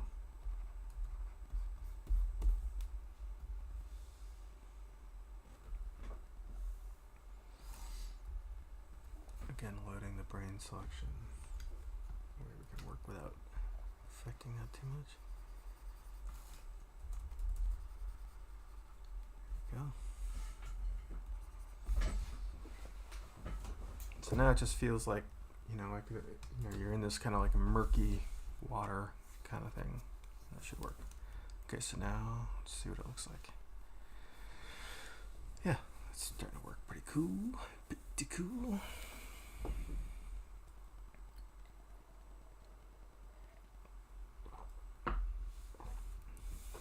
Alright, so now start working. Actually, I think that shadow color is okay. Yeah, I think the shadow color is okay. Alright. So now you can see, like, if I turn this one on and off as it's sort of subduing the color of the brain, this is what it'd be like if it was like really clear, and just by having that one subdued over the top of it, it starts to drop it away, and then when we color the line work, it'll kind of calm it down even more. But it does mean that normally I do my highlights, like I'm going to do the highlights on the shell structure underneath the line work layer, because I want the highlight to go over that brain completely. I'm going to do those highlights above it, so above the line work. So we'll start with the shell. We'll do the line work of the shell first, so we can minimize those for now. And then I think I will use my flats trick, which I'm going to duplicate the flats layer up above the shading. I'm going to merge that so that I have an exact copy of all my flats merged. I'm going to group that, and I'm going to take my shadow layers. So the easiest way, now that I have all my shadow layers, well actually, because I'm only going to be doing the bone this way, I can just use this one group. So I'm going to load that selection of the bone area. I'm going to invert that, and I'm going to set it to add. There we go. That's starting to work. And I don't, for now, do I? No, I don't. I don't want any of the highlights for the gelatin area coming from this layer, so I'm going to remove that data.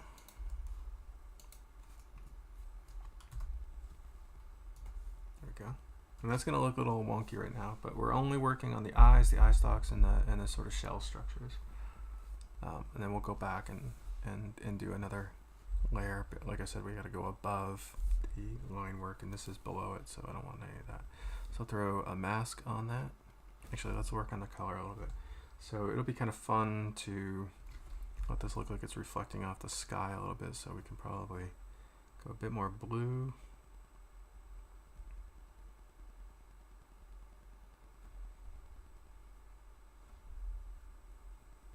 There we go. And then mask that off, invert it. And now I'm gonna slowly, and now these highlights are gonna be kind of like shapes for a while. Like we're gonna start off, and this is like we always do, where they're not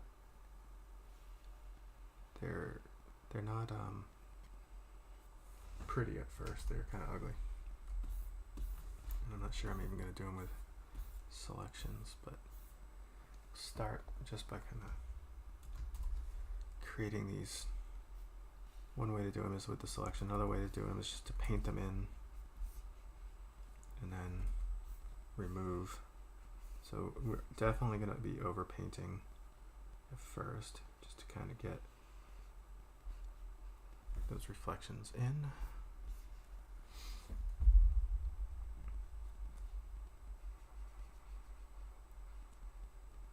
And then just like on like metals, we're going to put like a little bit of a horizon wobble down at the bottom. So as if it's, you know, there's like rocks around them and mountains or something in the distance. So keep consistent with that.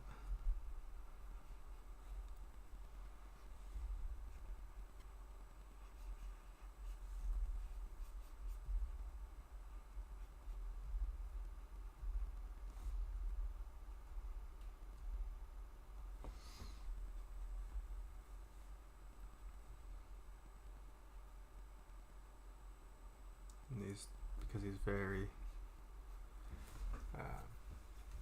reflective, these are going to be a little bit sharp, but because we're going to mess them up with some noise, it's going to look pretty cool in a second, I think.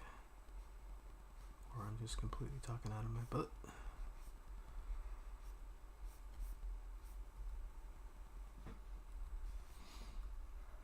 So I'm just putting these shapes in and then making a little mountain range.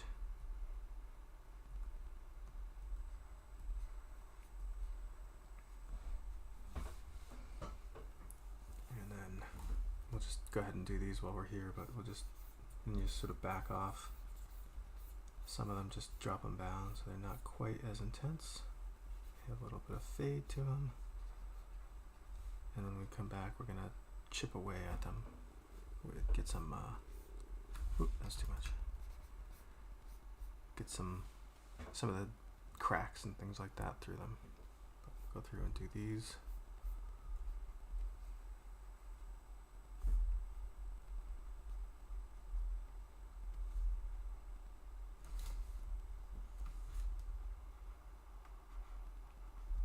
The sharper this sort of mountain range is, the more reflective it looks.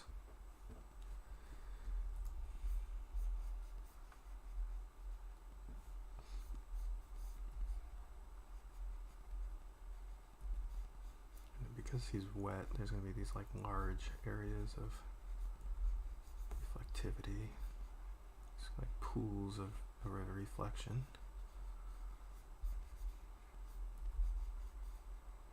And again, just kind of go overboard at first and then just calm it down afterwards.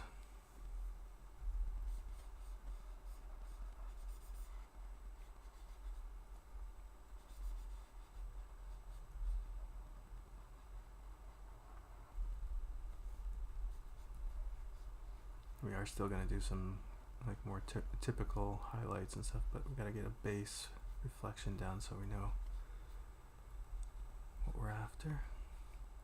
So everything is this like building process. Alright, so then we'll back that all off. Oop, or go the other way. Actually, that would kind of cool there, but just put a little bit in. So now I'm just going to knock it all back until it feels correct. And what I mean by correct is like, you know, like when there's like these kind of like cavities, there's like a, especially when it's like convex like some of these are, there's like the most perfect angle, and then as they fade away, that angle starts to get less responsive. And so there's always like these hot spots versus like the whole thing being like one level of reflection. So that's what you're trying to emulate, is that the form's turning. Like these claws, where they're a little bit longer and thinner, they may not have as much of a hot spot because they're kind of even all the way down.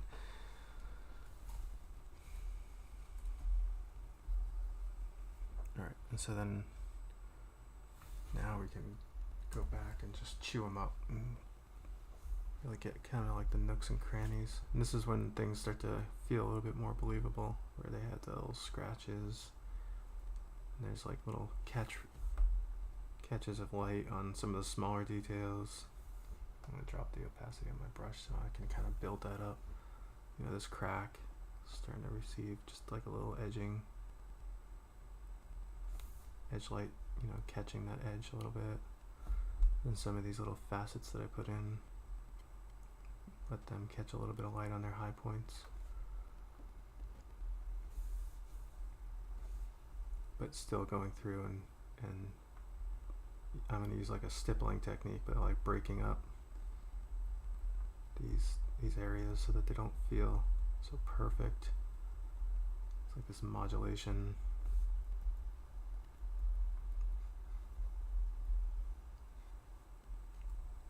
just sort of adding and subtracting as whatever is appropriate.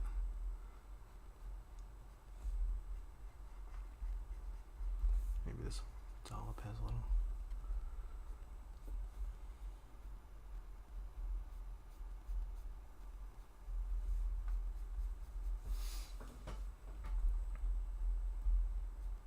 There's always that point where I'm laying this stuff in initially when I'm doing the reflections, and it just looks absolutely garbage.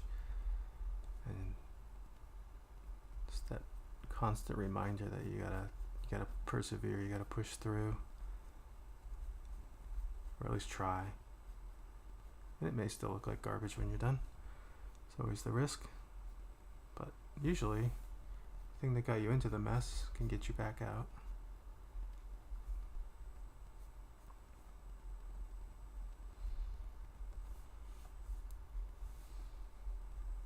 We're all gluttons for punishment anyway, so we're all in good company that we chose art to kind of constantly make ourselves question our abilities.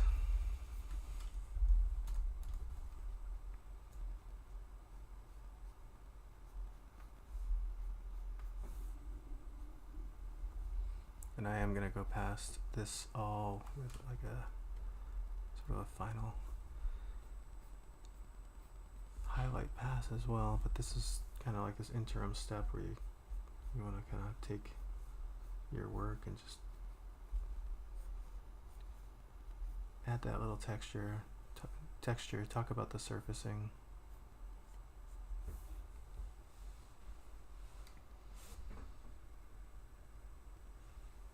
Yep, we all have our tricks to kind of get us through. That's pretty funny. When do you know when to stop and start the painting over? I wish there was a concrete example that I could point at. So you're your best. You're gonna be your best guess. Like you have to be really, really self-critical. You got to be more critical. It's almost like you're protecting yourself from all the stuff that people are gonna point out that's wrong with the piece. And so there's not really like a surefire like, oh, I've screwed it up. But I think you can kind of feel it. I think you can feel that you're really, for me, like I know that I start looking for a filter or a layer mode to fix what I did. Can I throw a layer effect on something and get out of trouble that way? Is there something I can do to obscure the fact that I really screwed the pooch on this thing? And those are the kinds of telltale things. The thing, you have your bad habits, you have your little go-tos of, I'm looking for a trick to sell this thing. And I think that usually, that happens when you're getting to that point where you've, the piece needs to be revisited in a different way. And that's the bad news. The good news is it feels like when you go back in to fix the piece that it's going to be just some god-awful amount of work. And you just wasted all that time. And I can tell you from experience that you didn't waste any time. You wasted a little time, but the next time you go in and you start working on it, you're going to be so much more in tune with what you're trying to get that you're gonna achieve it in a much faster manner than you did the first one. The first one you were probably stabbing in the dark. You didn't quite know where you wanted to go with the piece. That's a pretty common with my work. And then, but you kind of look at it and you're like, I can't pull it out. I can't pull it out. And for safe measure, I'll always save that layer or save a version of that. But just start over, try it. Worst case scenario, you can go back to the previous version, but I guarantee you that when you go and work on the second pass, third pass, each time you just get more and more comfortable with the piece. You realize immediately what not to go to, and I don't know. It just accelerates. There's not a lot of downtime anymore. I don't know if that makes sense. It's not scientific. It is definitely like the best thing that you have going for you is the fact that you know what looks good and what doesn't look good. You have a discerning eye. And the more you can train yourself to recognize what you expect out of your own work and when it's going wrong and being willing to go and change that stuff, the better off you're going to be. And under a deadline, that's not always possible, but that is the goal anyway.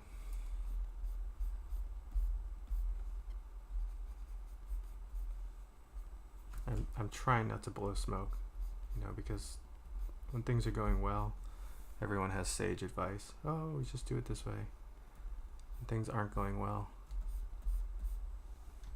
nobody knows what the heck they're talking about. So watch me say all this advice, and then I just totally blow this piece up, which is likely.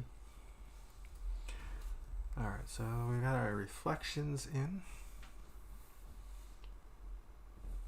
You asked that because you had a dilemma of starting a piece all over again, but it taking longer time to finish before the deadline, or keep working a piece and finish it, but not perfect. Obviously, we're all different, but I would presume, based on my experiences, that that if you start over, you're gonna do a better job and you're gonna do it faster. That's ideal. If the thing's just garbage, then you're in a creek no matter what, or up a creek. All right, let's get these eye reflections in real quick. So they're gonna reflect the same way. Kind of do a little mountain range at the bottom. There are little highlights.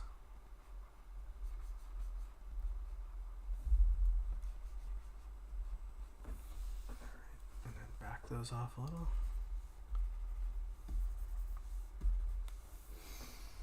Cool.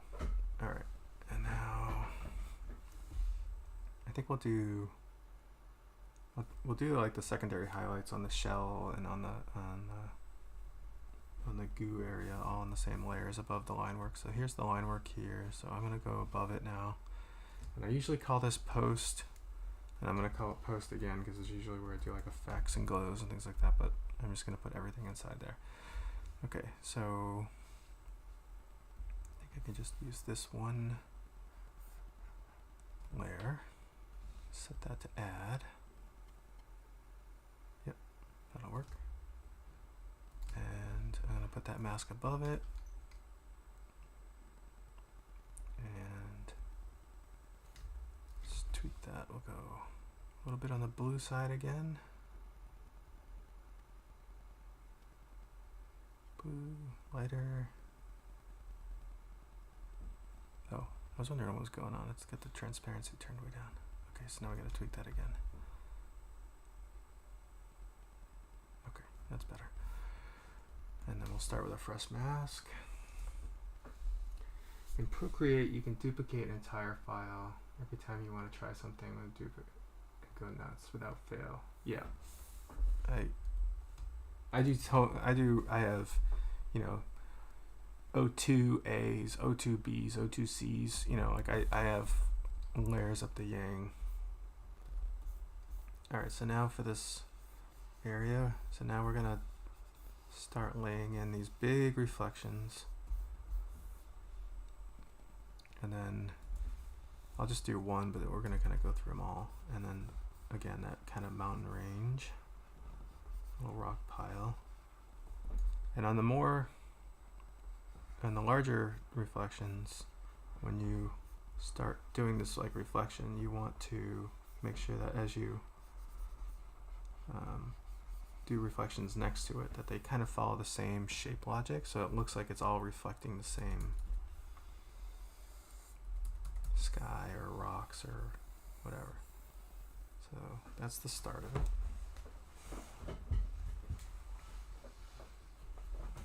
Oh yeah, the duplicating the layers things. Yeah, I've done that one a lot, where I just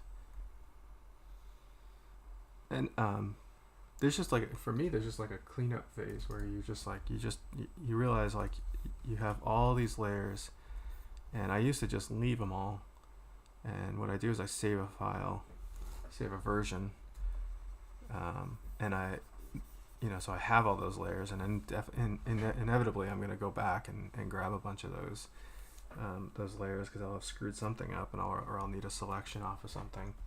But I merge everything together, and I just kind of commit to it, and that I think that's a healthy thing to do.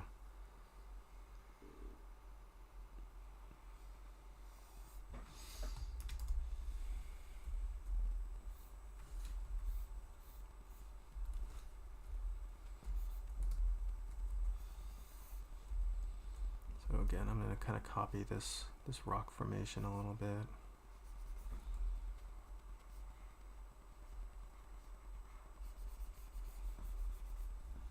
And back it off a little. And this is just like the base. Again, we're going to do some kind of like more extreme highlights.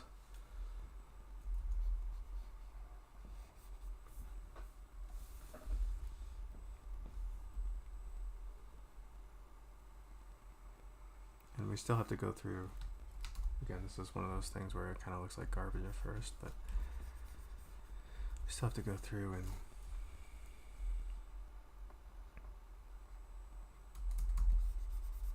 put some noise in it. I think we're going to do this one. This is going to have, definitely going to have some pock marks in it and things.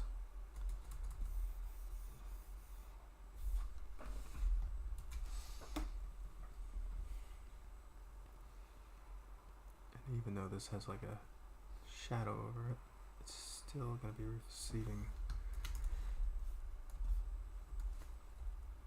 reflection.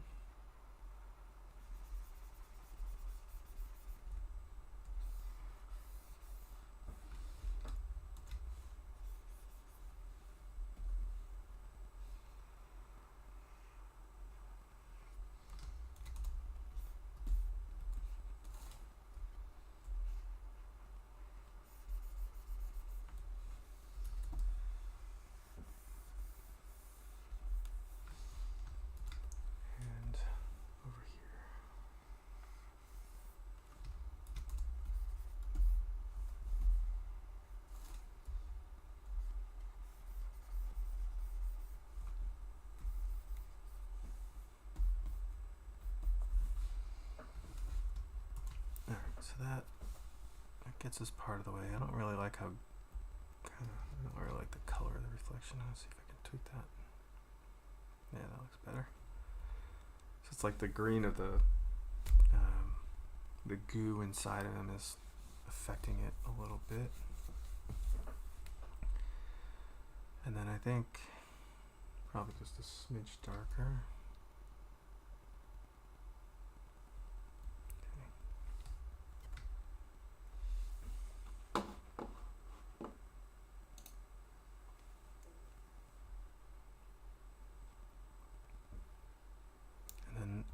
Kind of go through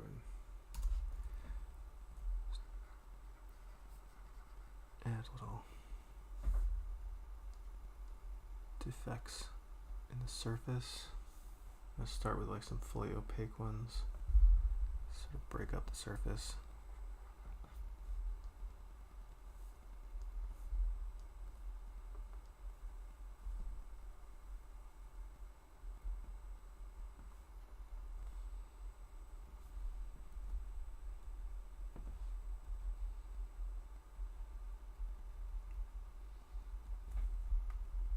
Drop the opacity, and I'm just gonna kind of dither this a little bit so it feels like there's like the surface of this gelatinous part has got sort of like this pocking to it. You don't know, it doesn't have to be very uniform. Just kind of break it up a little bit.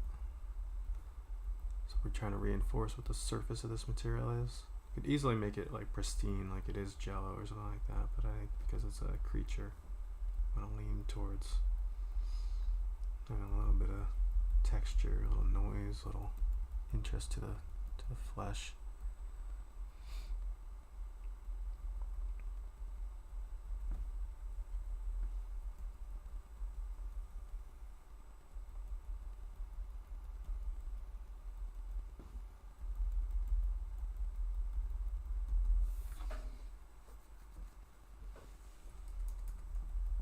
And so far, just anybody keeping track, this is for the most part, I did at the very beginning when we were doing some of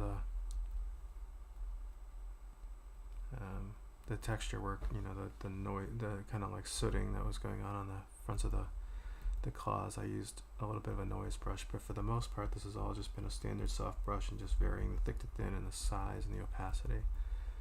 You do a lot with just those.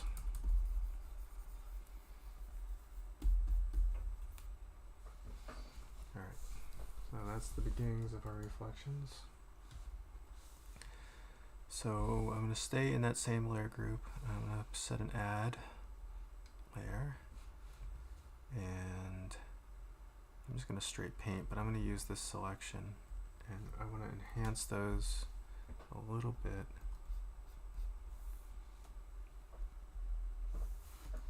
As if they're kind of receiving, you know, like a little, like there's like a little sun or something like that going on right there at that point in the reflection.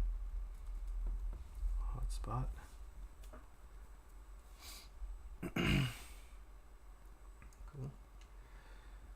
Now we're going to deal with the edges. So just now, because the edges are turning away from us, even though they're getting darker as far as like the form and the opacity, they're also, because they're shiny, they're starting to pick up the reflections of what's going on around them. So that's where it's important to start figuring out how, like, what the reflection looks like. And this is a great time to start using the masking again, where you can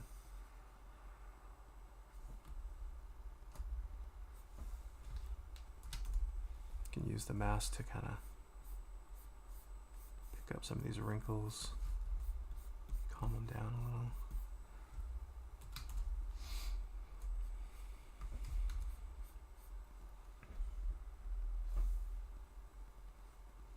Oh, my pressure sensitivity just jumped. Okay. I always wonder what that is, but some phantom in my machine that drops it once in a while.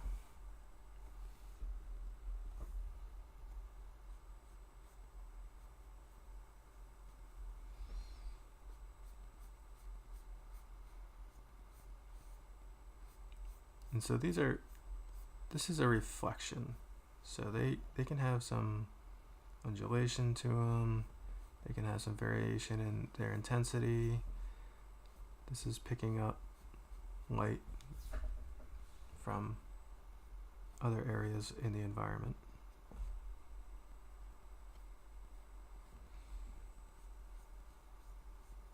You could think of it like a rim light, but it's not technically a rim light in this case. It's literally as the form is turning away and it's picking up reflections elsewhere in the world.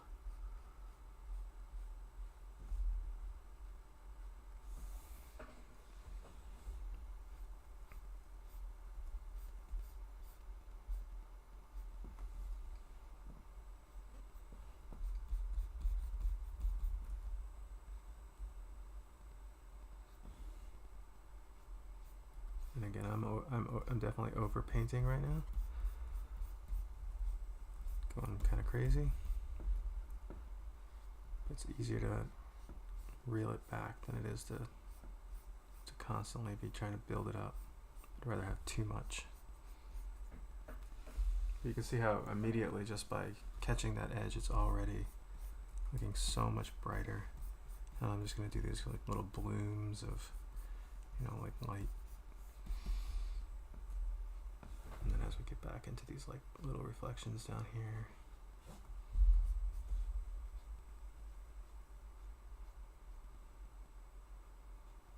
just use your line work to reinforce it.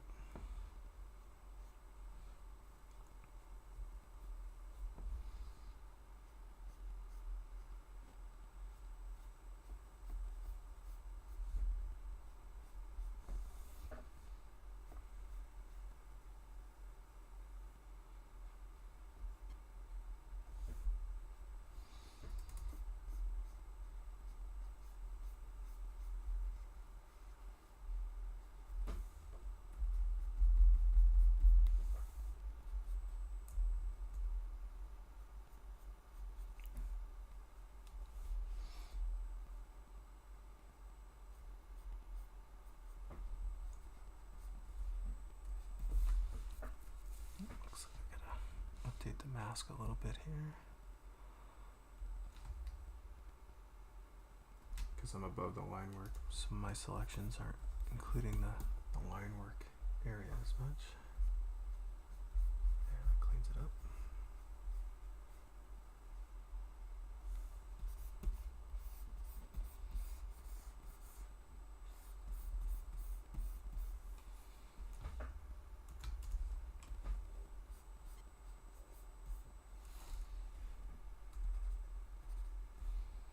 So I'm just trying to find places where the light can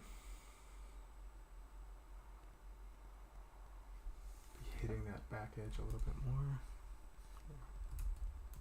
It's maybe a bit much.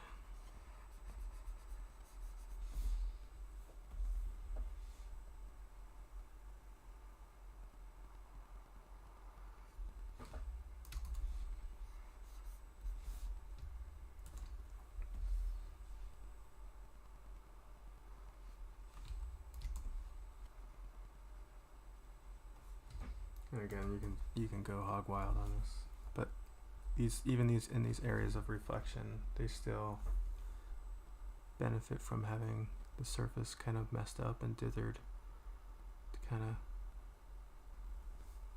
reinforce the fact that the surface of this thing is not perfect.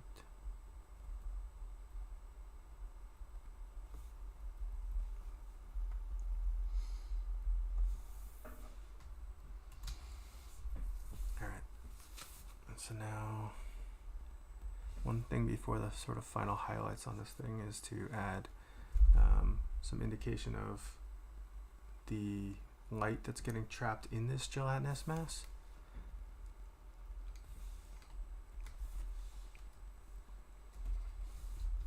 So I'm gonna go a little different. I'm gonna go we'll try green. Keep it pretty dark. Again, this is set to add. And I just want to, I'm just going to let that light get captured down here.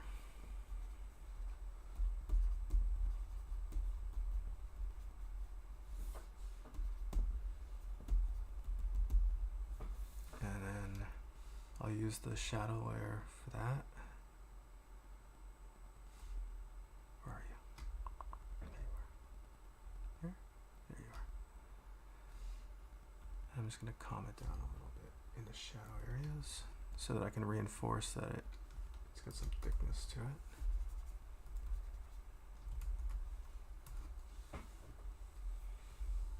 Here, I'll do it this way.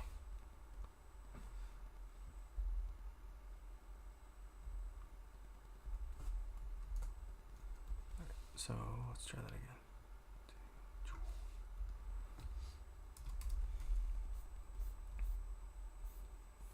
Now I'm just kind of taking the shadows that we painted, or whatever, the thickness areas that did, and I'm just slightly going in and taking some of that glow out.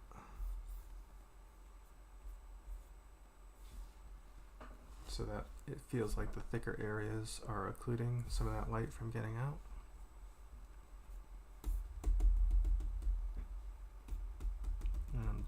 And I'm using kind of a stippling technique just because I don't want it to be too uniform.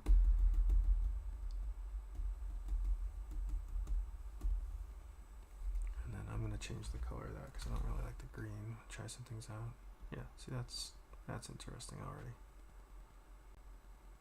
There, that's way better. So like that's like the light that's kind of getting trapped in there. And then we'll do a highlight pass on it. And you could, like I said, you could go absolutely hog wild on this stuff.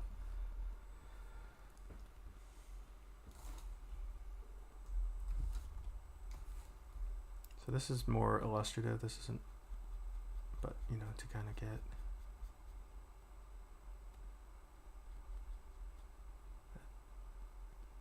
that look of jello.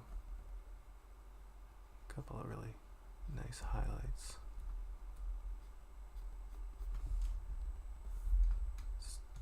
Again, I'm going to use a mask here instead.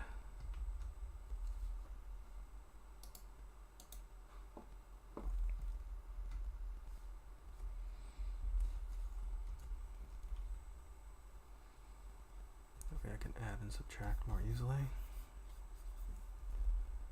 You can see how throwing that highlight on there does an awful lot of heavy lifting in just a few marks.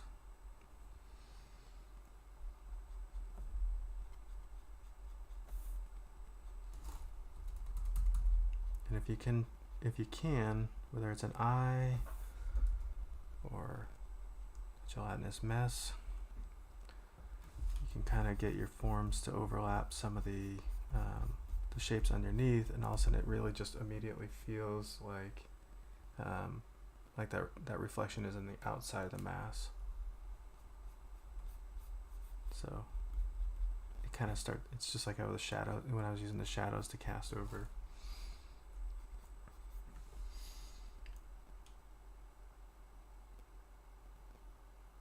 You can't. Oh, so you absolutely can do it into the shadow layer. What I find is that it's not.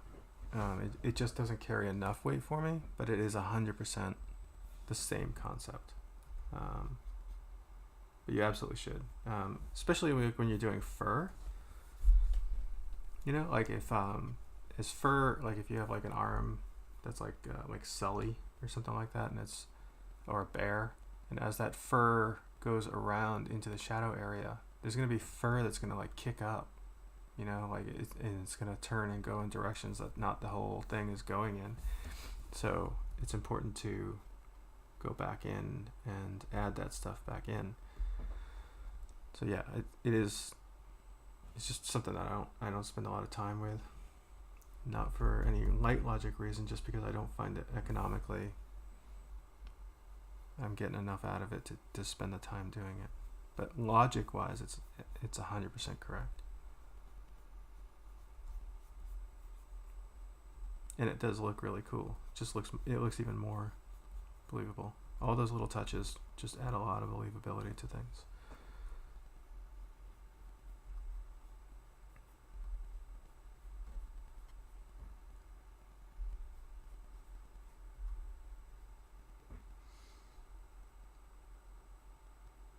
You were right about just keep going, even if the drawing doesn't look the best.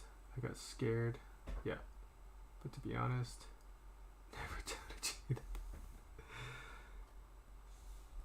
Thanks. Yeah, you gotta just keep pushing on. Keep on pushing on.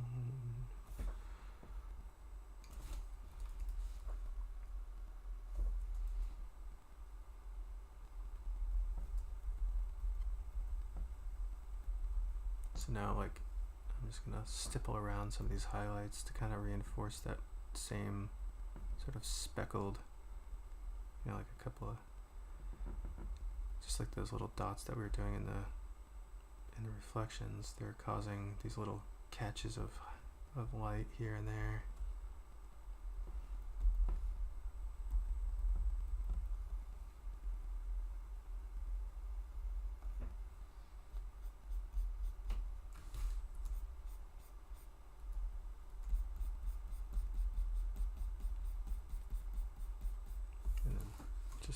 Thinking about where you can back it off. Alright. So we can add our little highlights in on the eyes. And I do cheat highlights on eyeballs all the time, and I'm not really ashamed about it at all. It's not going to work there because I don't have the mask properly, but let's do it anyway. Do it above this. Eye highlights, I don't care if they actually work.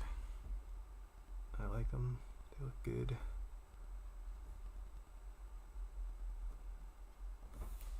They can look good if you do them right. That looks terrible.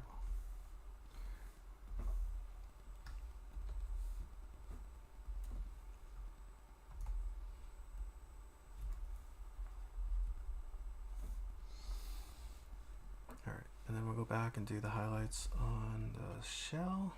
It's kind of the same vibe. So do add layer down here, pick up some of this purple. Barely notice it, but just want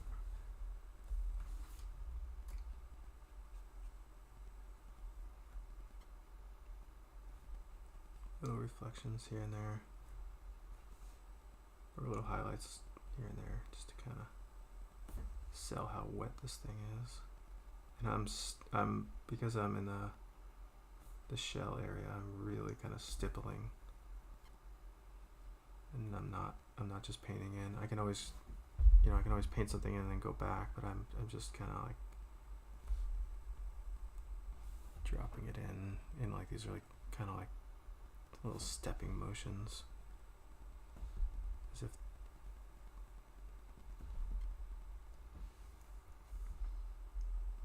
same thing down these.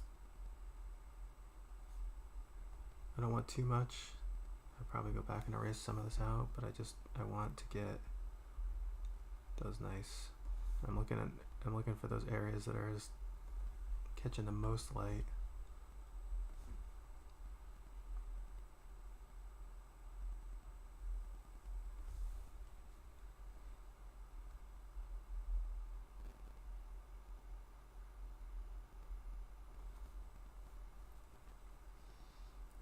Yeah, highlights. It's so funny.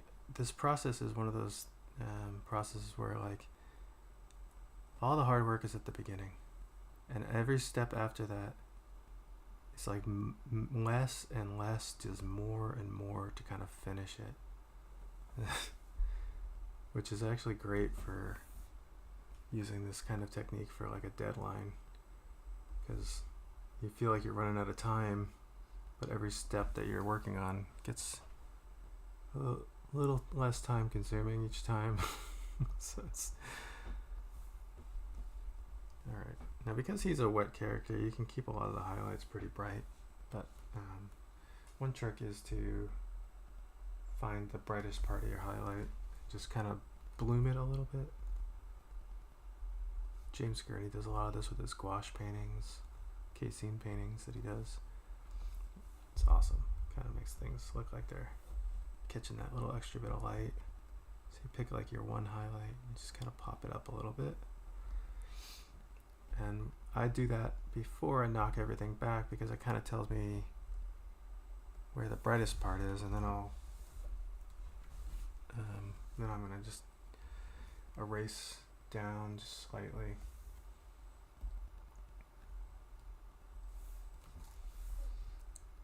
Just I'm gonna drop the opacity down a little, and just ever so slightly knock some of these down away from where that bloom area is. That way it's not all just one note. There we go. And then the last thing we're going to do is the reflected light, like in the eyes and on the shell.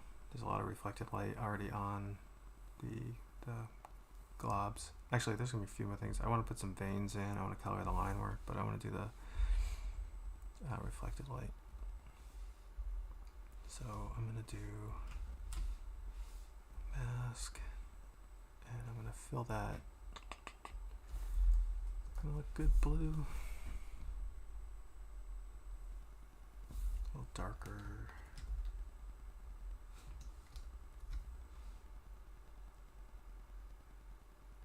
Try.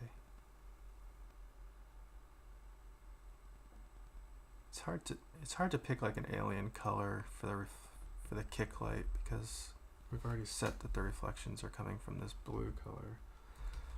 So I'm going to keep it blue. Alright, so now even though we have these reflections, I'm still gonna put like a little bit of reflected blue light in some of these areas, because I like it. And this is halfway between reality and just like an illustrative trick. So I go through this kind of a sharp small brush and kind of indicate where I'm going to do the reflected light. Some more intense kind of sharp marks, and then I'm going to go back afterwards and kind of ghost in some more broad sweeping light.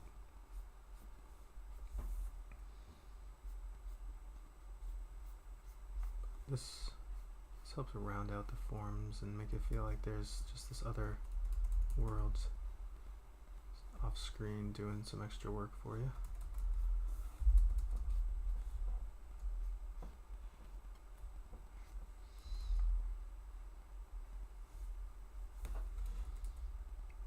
catching like the other sides of these little teeth here. And it's easy to go overboard.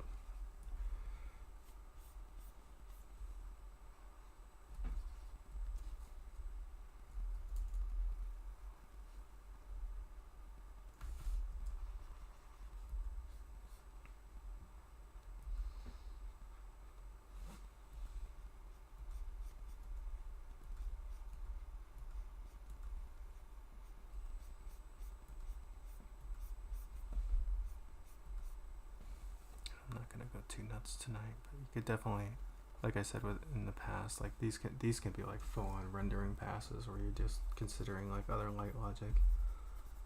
But for the purposes of getting this guy to look the part, you don't need to go nuts. Just need to get a little bit of ambient secondary light going in.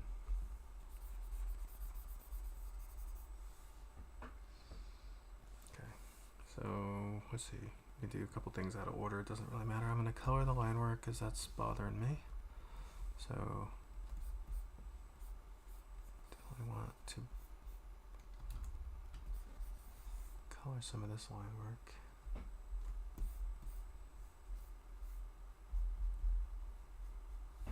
And then especially where the highlights are on like the shell here, where it's in shadow, I still kind of like having some of the line work show, but when it gets to the highlight and it's just a little too bright, I think it works better to have that calm down just a little bit. This pink down here and this, yeah, just calming it down a little bit. Goes a long way to just making it feel a bit more natural.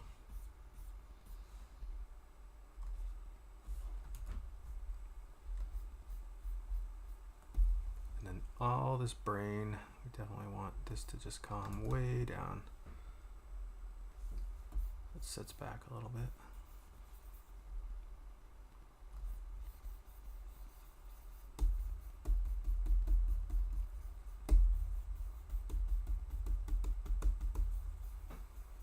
Just sets it into the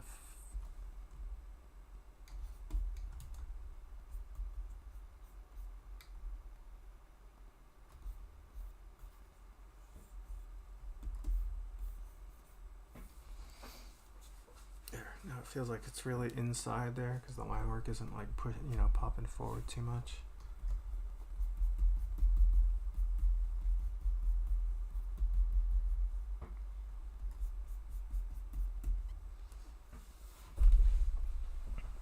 And then also I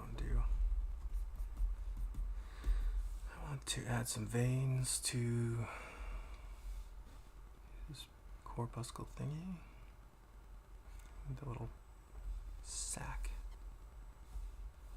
Go underneath the highlights, set to multiply, and we'll just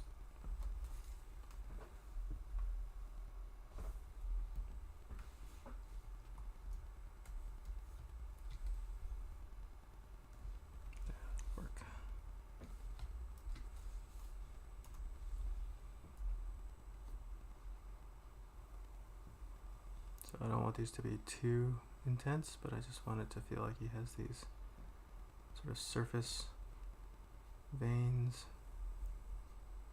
moving over the top. And they're subtle on purpose.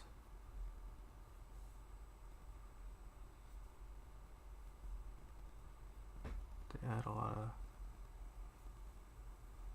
to the piece. To the character as far as like its believability of the forms, and you're already describing everything else so believably. Like why not go nuts with it? We've got a brain, definitely needs veins.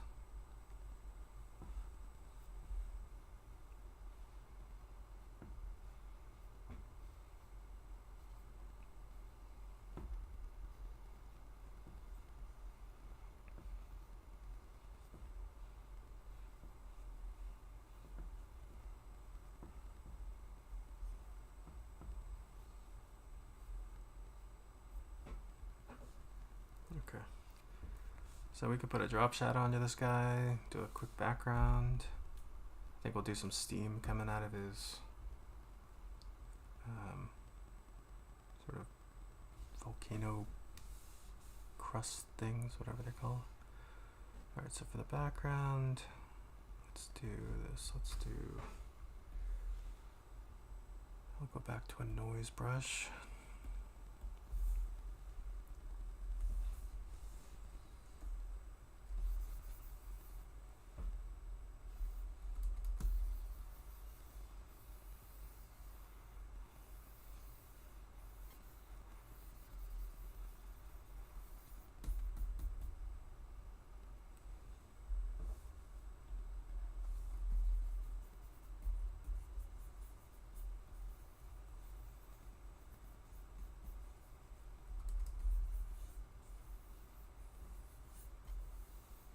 Let's set that background color to something blue.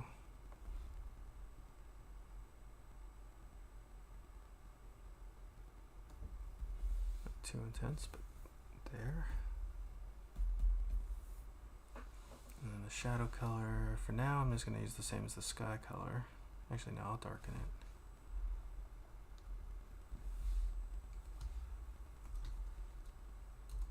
I want this guy to feel pretty low to the ground, so I'll start with this claw. Oh, wrong brush. Start with this claws, just kind of.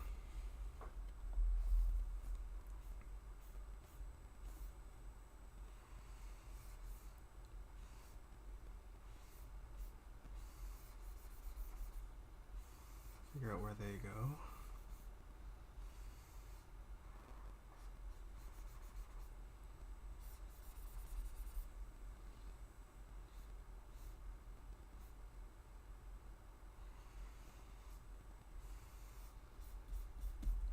This one goes.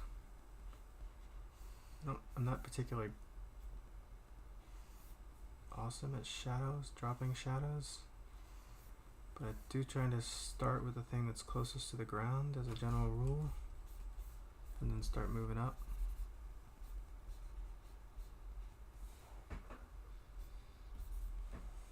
If that makes sense. Some shadows are definitely easier than others.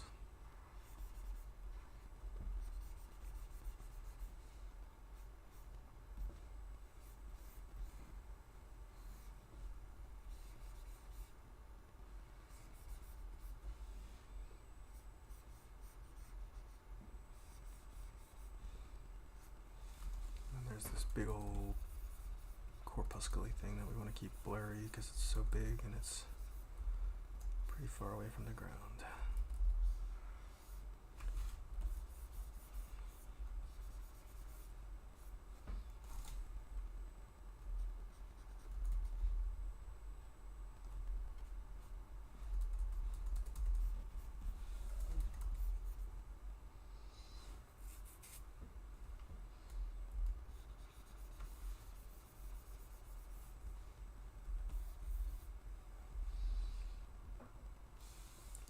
Should do. So then I'm going to do a little bit of a pitch shadow. So I'm going to do a much darker color.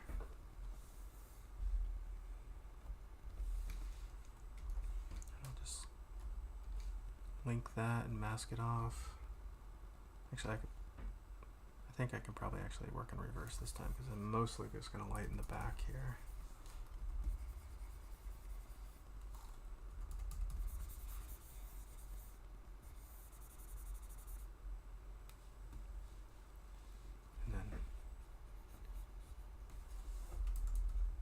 That look like it's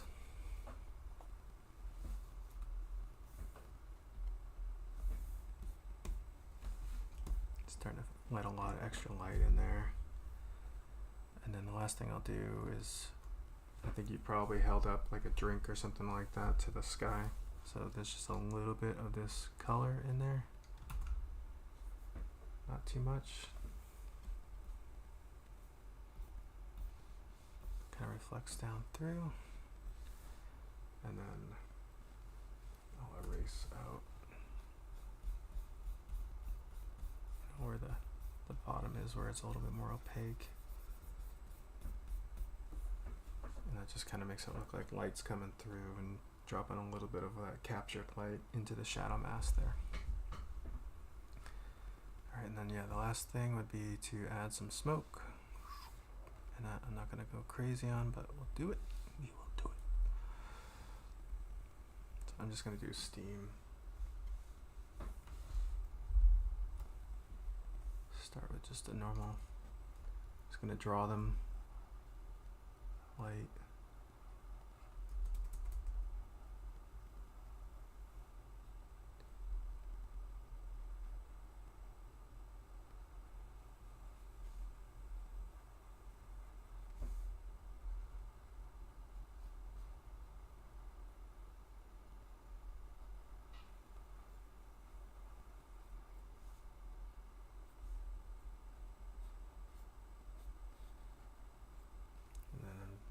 Like take the smudge tool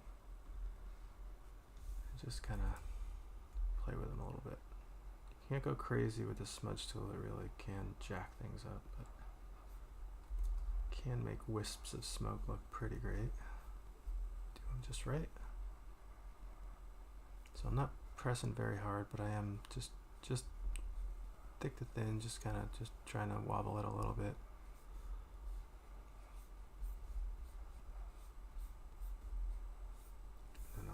Back out so it's not as intense all the way up as if it's sort of dissipating.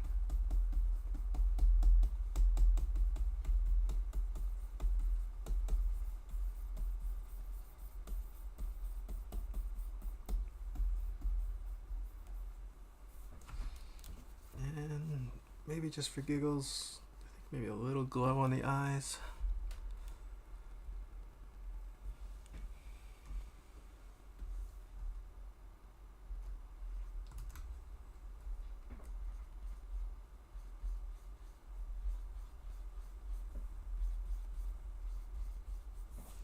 Sure I like that, but let's try just shifting the color of their glow a little bit.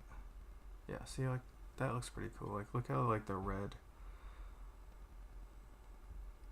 starts to add like a little subsurface into there a little bit. It's pretty cool. Probably cheat some of that in some of these other areas.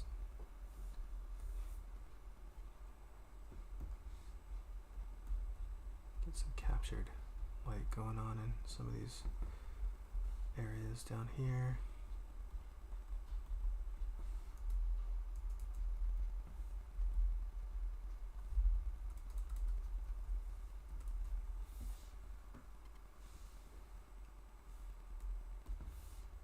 I really like the way that I like all the highlight reflections except for the main one. I think I want to tweak that one.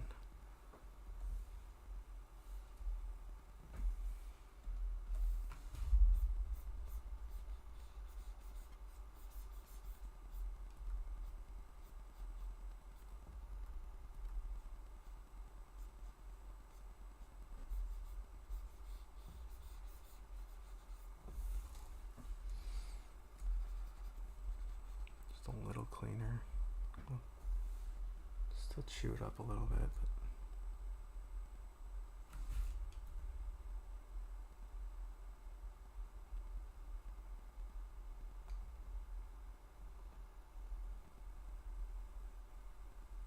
I don't know.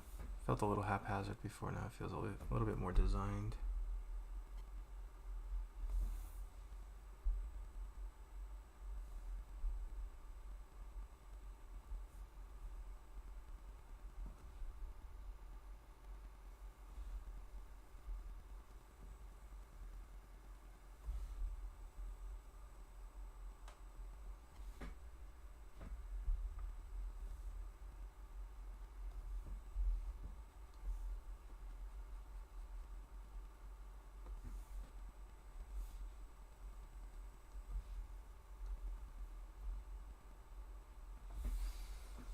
Alright.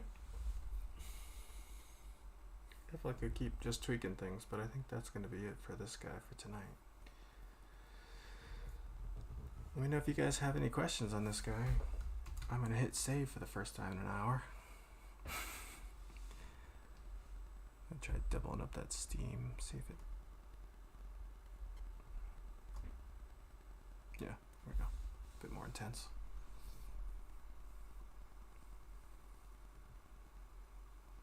Yeah, I don't know. Crazy weird monster with gelatinous metals. There's a lot of things that we could keep pushing. We could play with. There's that his legs in the back. Now that we can see how intense everything is, you can make that more opaque, and you almost like you're able to see through it a little bit more. And could tweak colors on the shell. We could modulate it more. It's a little bit one note right now, but actually let's try intensifying that pattern that we did. There it is. So we dropped that down. Yeah, making it a little bit more contrasty. Looks kind of nice. See, first instincts were better. And then try adjusting background color. Yeah. Oh. So I know I said I wasn't going to do green and purple again, but I think that just looks a little bit better. You could do this all night long. Just keep changing things. Anyway, good. I'm glad you guys liked it. Hopefully you guys got something out of the sort of like the logic. It's not, I wouldn't really call it a technique. As far as it's more of like just thinking about the logic, thinking about how to break up your work in a way where like, different things react to light different ways. Maybe it's about separating those layers up a little bit so that you you can handle things in different passes rather than trying to make one layer work for everything. That's always, I think, beneficial. Head crab. Definitely feels like a head crab, like Jello crab or something like that. These things would absolutely be delicious. They'd be delicious, and they'd only be served for dessert.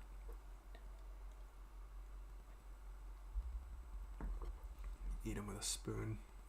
It's like that scene from Indiana Jones where they open up the monkey brains. Start scooping the stuff out. Or like a Tootsie Roll. Like, how many licks does it take to get to the center? And you're looking for the brain. Oh, you could do this all night long. Great. Well, hit me with some questions. It's 1:53. I'm going to take off around 2. Unless you guys have no questions. But if there's anything you guys want to talk about before I take off, let me know. Otherwise, I'm going to do the standard thing and post this up.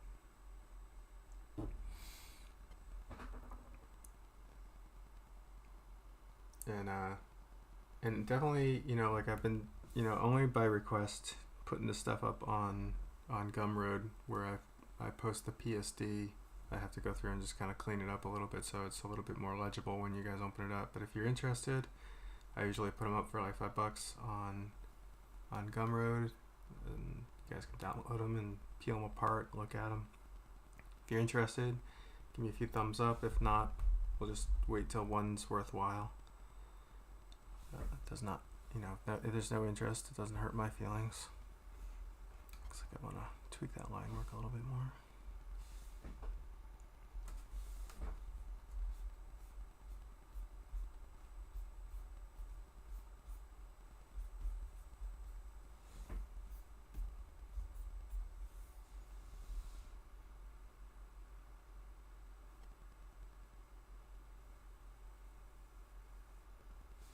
Searching for things now. Do you ever just sit there, turn layers on and off on your file all night long? What does that look like? What does that look like? Oh, my pleasure. I'm glad you guys are liking this stuff. This is, like I've said in the past, but my main goal is to really push how to work in this kind of like modular step-by-step way, because like you just saw, like I can tweak colors now and not affect every single layer. So if I wanted to change him to be red all of a sudden, I could absolutely do that without messing up the whole thing. So that's really good for working studio wide and just any client situation, or even if you just hold yourself to those kinds of standards where you want to make sure your first choice is editable. You know, something that you can play with different ideas with. This kind of way of working. I love painting. I love just like going in and hand painting things. But I gotta be the boss of those projects, because otherwise, you know, I'm up a creek if it's for a client who wants a change.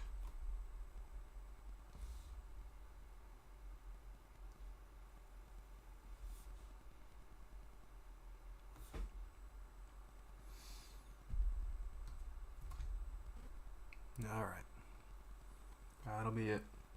I really appreciate you guys coming out. So next week, I think we're gonna do ideation. So we'll skip doing some rendering for next week and just really talk about like more process of just coming up with ideas. And I'm just gonna free sketch. You know, maybe I'll ask for some prompts. I don't know. But one way or another, we'll get together. We'll just talk shop and talk about ideation, coming up with new ideas, fresh ideas. You know, talk about stuff like this. And then if that's enough for next week, then we'll just jump back into more rendering stuff. All right, cool. I appreciate it, you guys. You guys have been awesome. Thank you very much for hanging out. It's awesome. And one thing I will do is I'm immediately going to post this. I just got to get the new thumbnail ready. So those will always be up in the live stream section of my YouTube channel. So if you guys ever want to watch back on them, they'll always be there as long as YouTube exists. And that they usually go up in about 20 minutes. They have to do some processing or something like that on the video. Cool. Yeah, thank you guys. Awesome. Glad you guys are enjoying it. Still an awesome way to start the week. Alright, I'm going to cut out on you guys a couple minutes early. 1:58. Time to go to bed.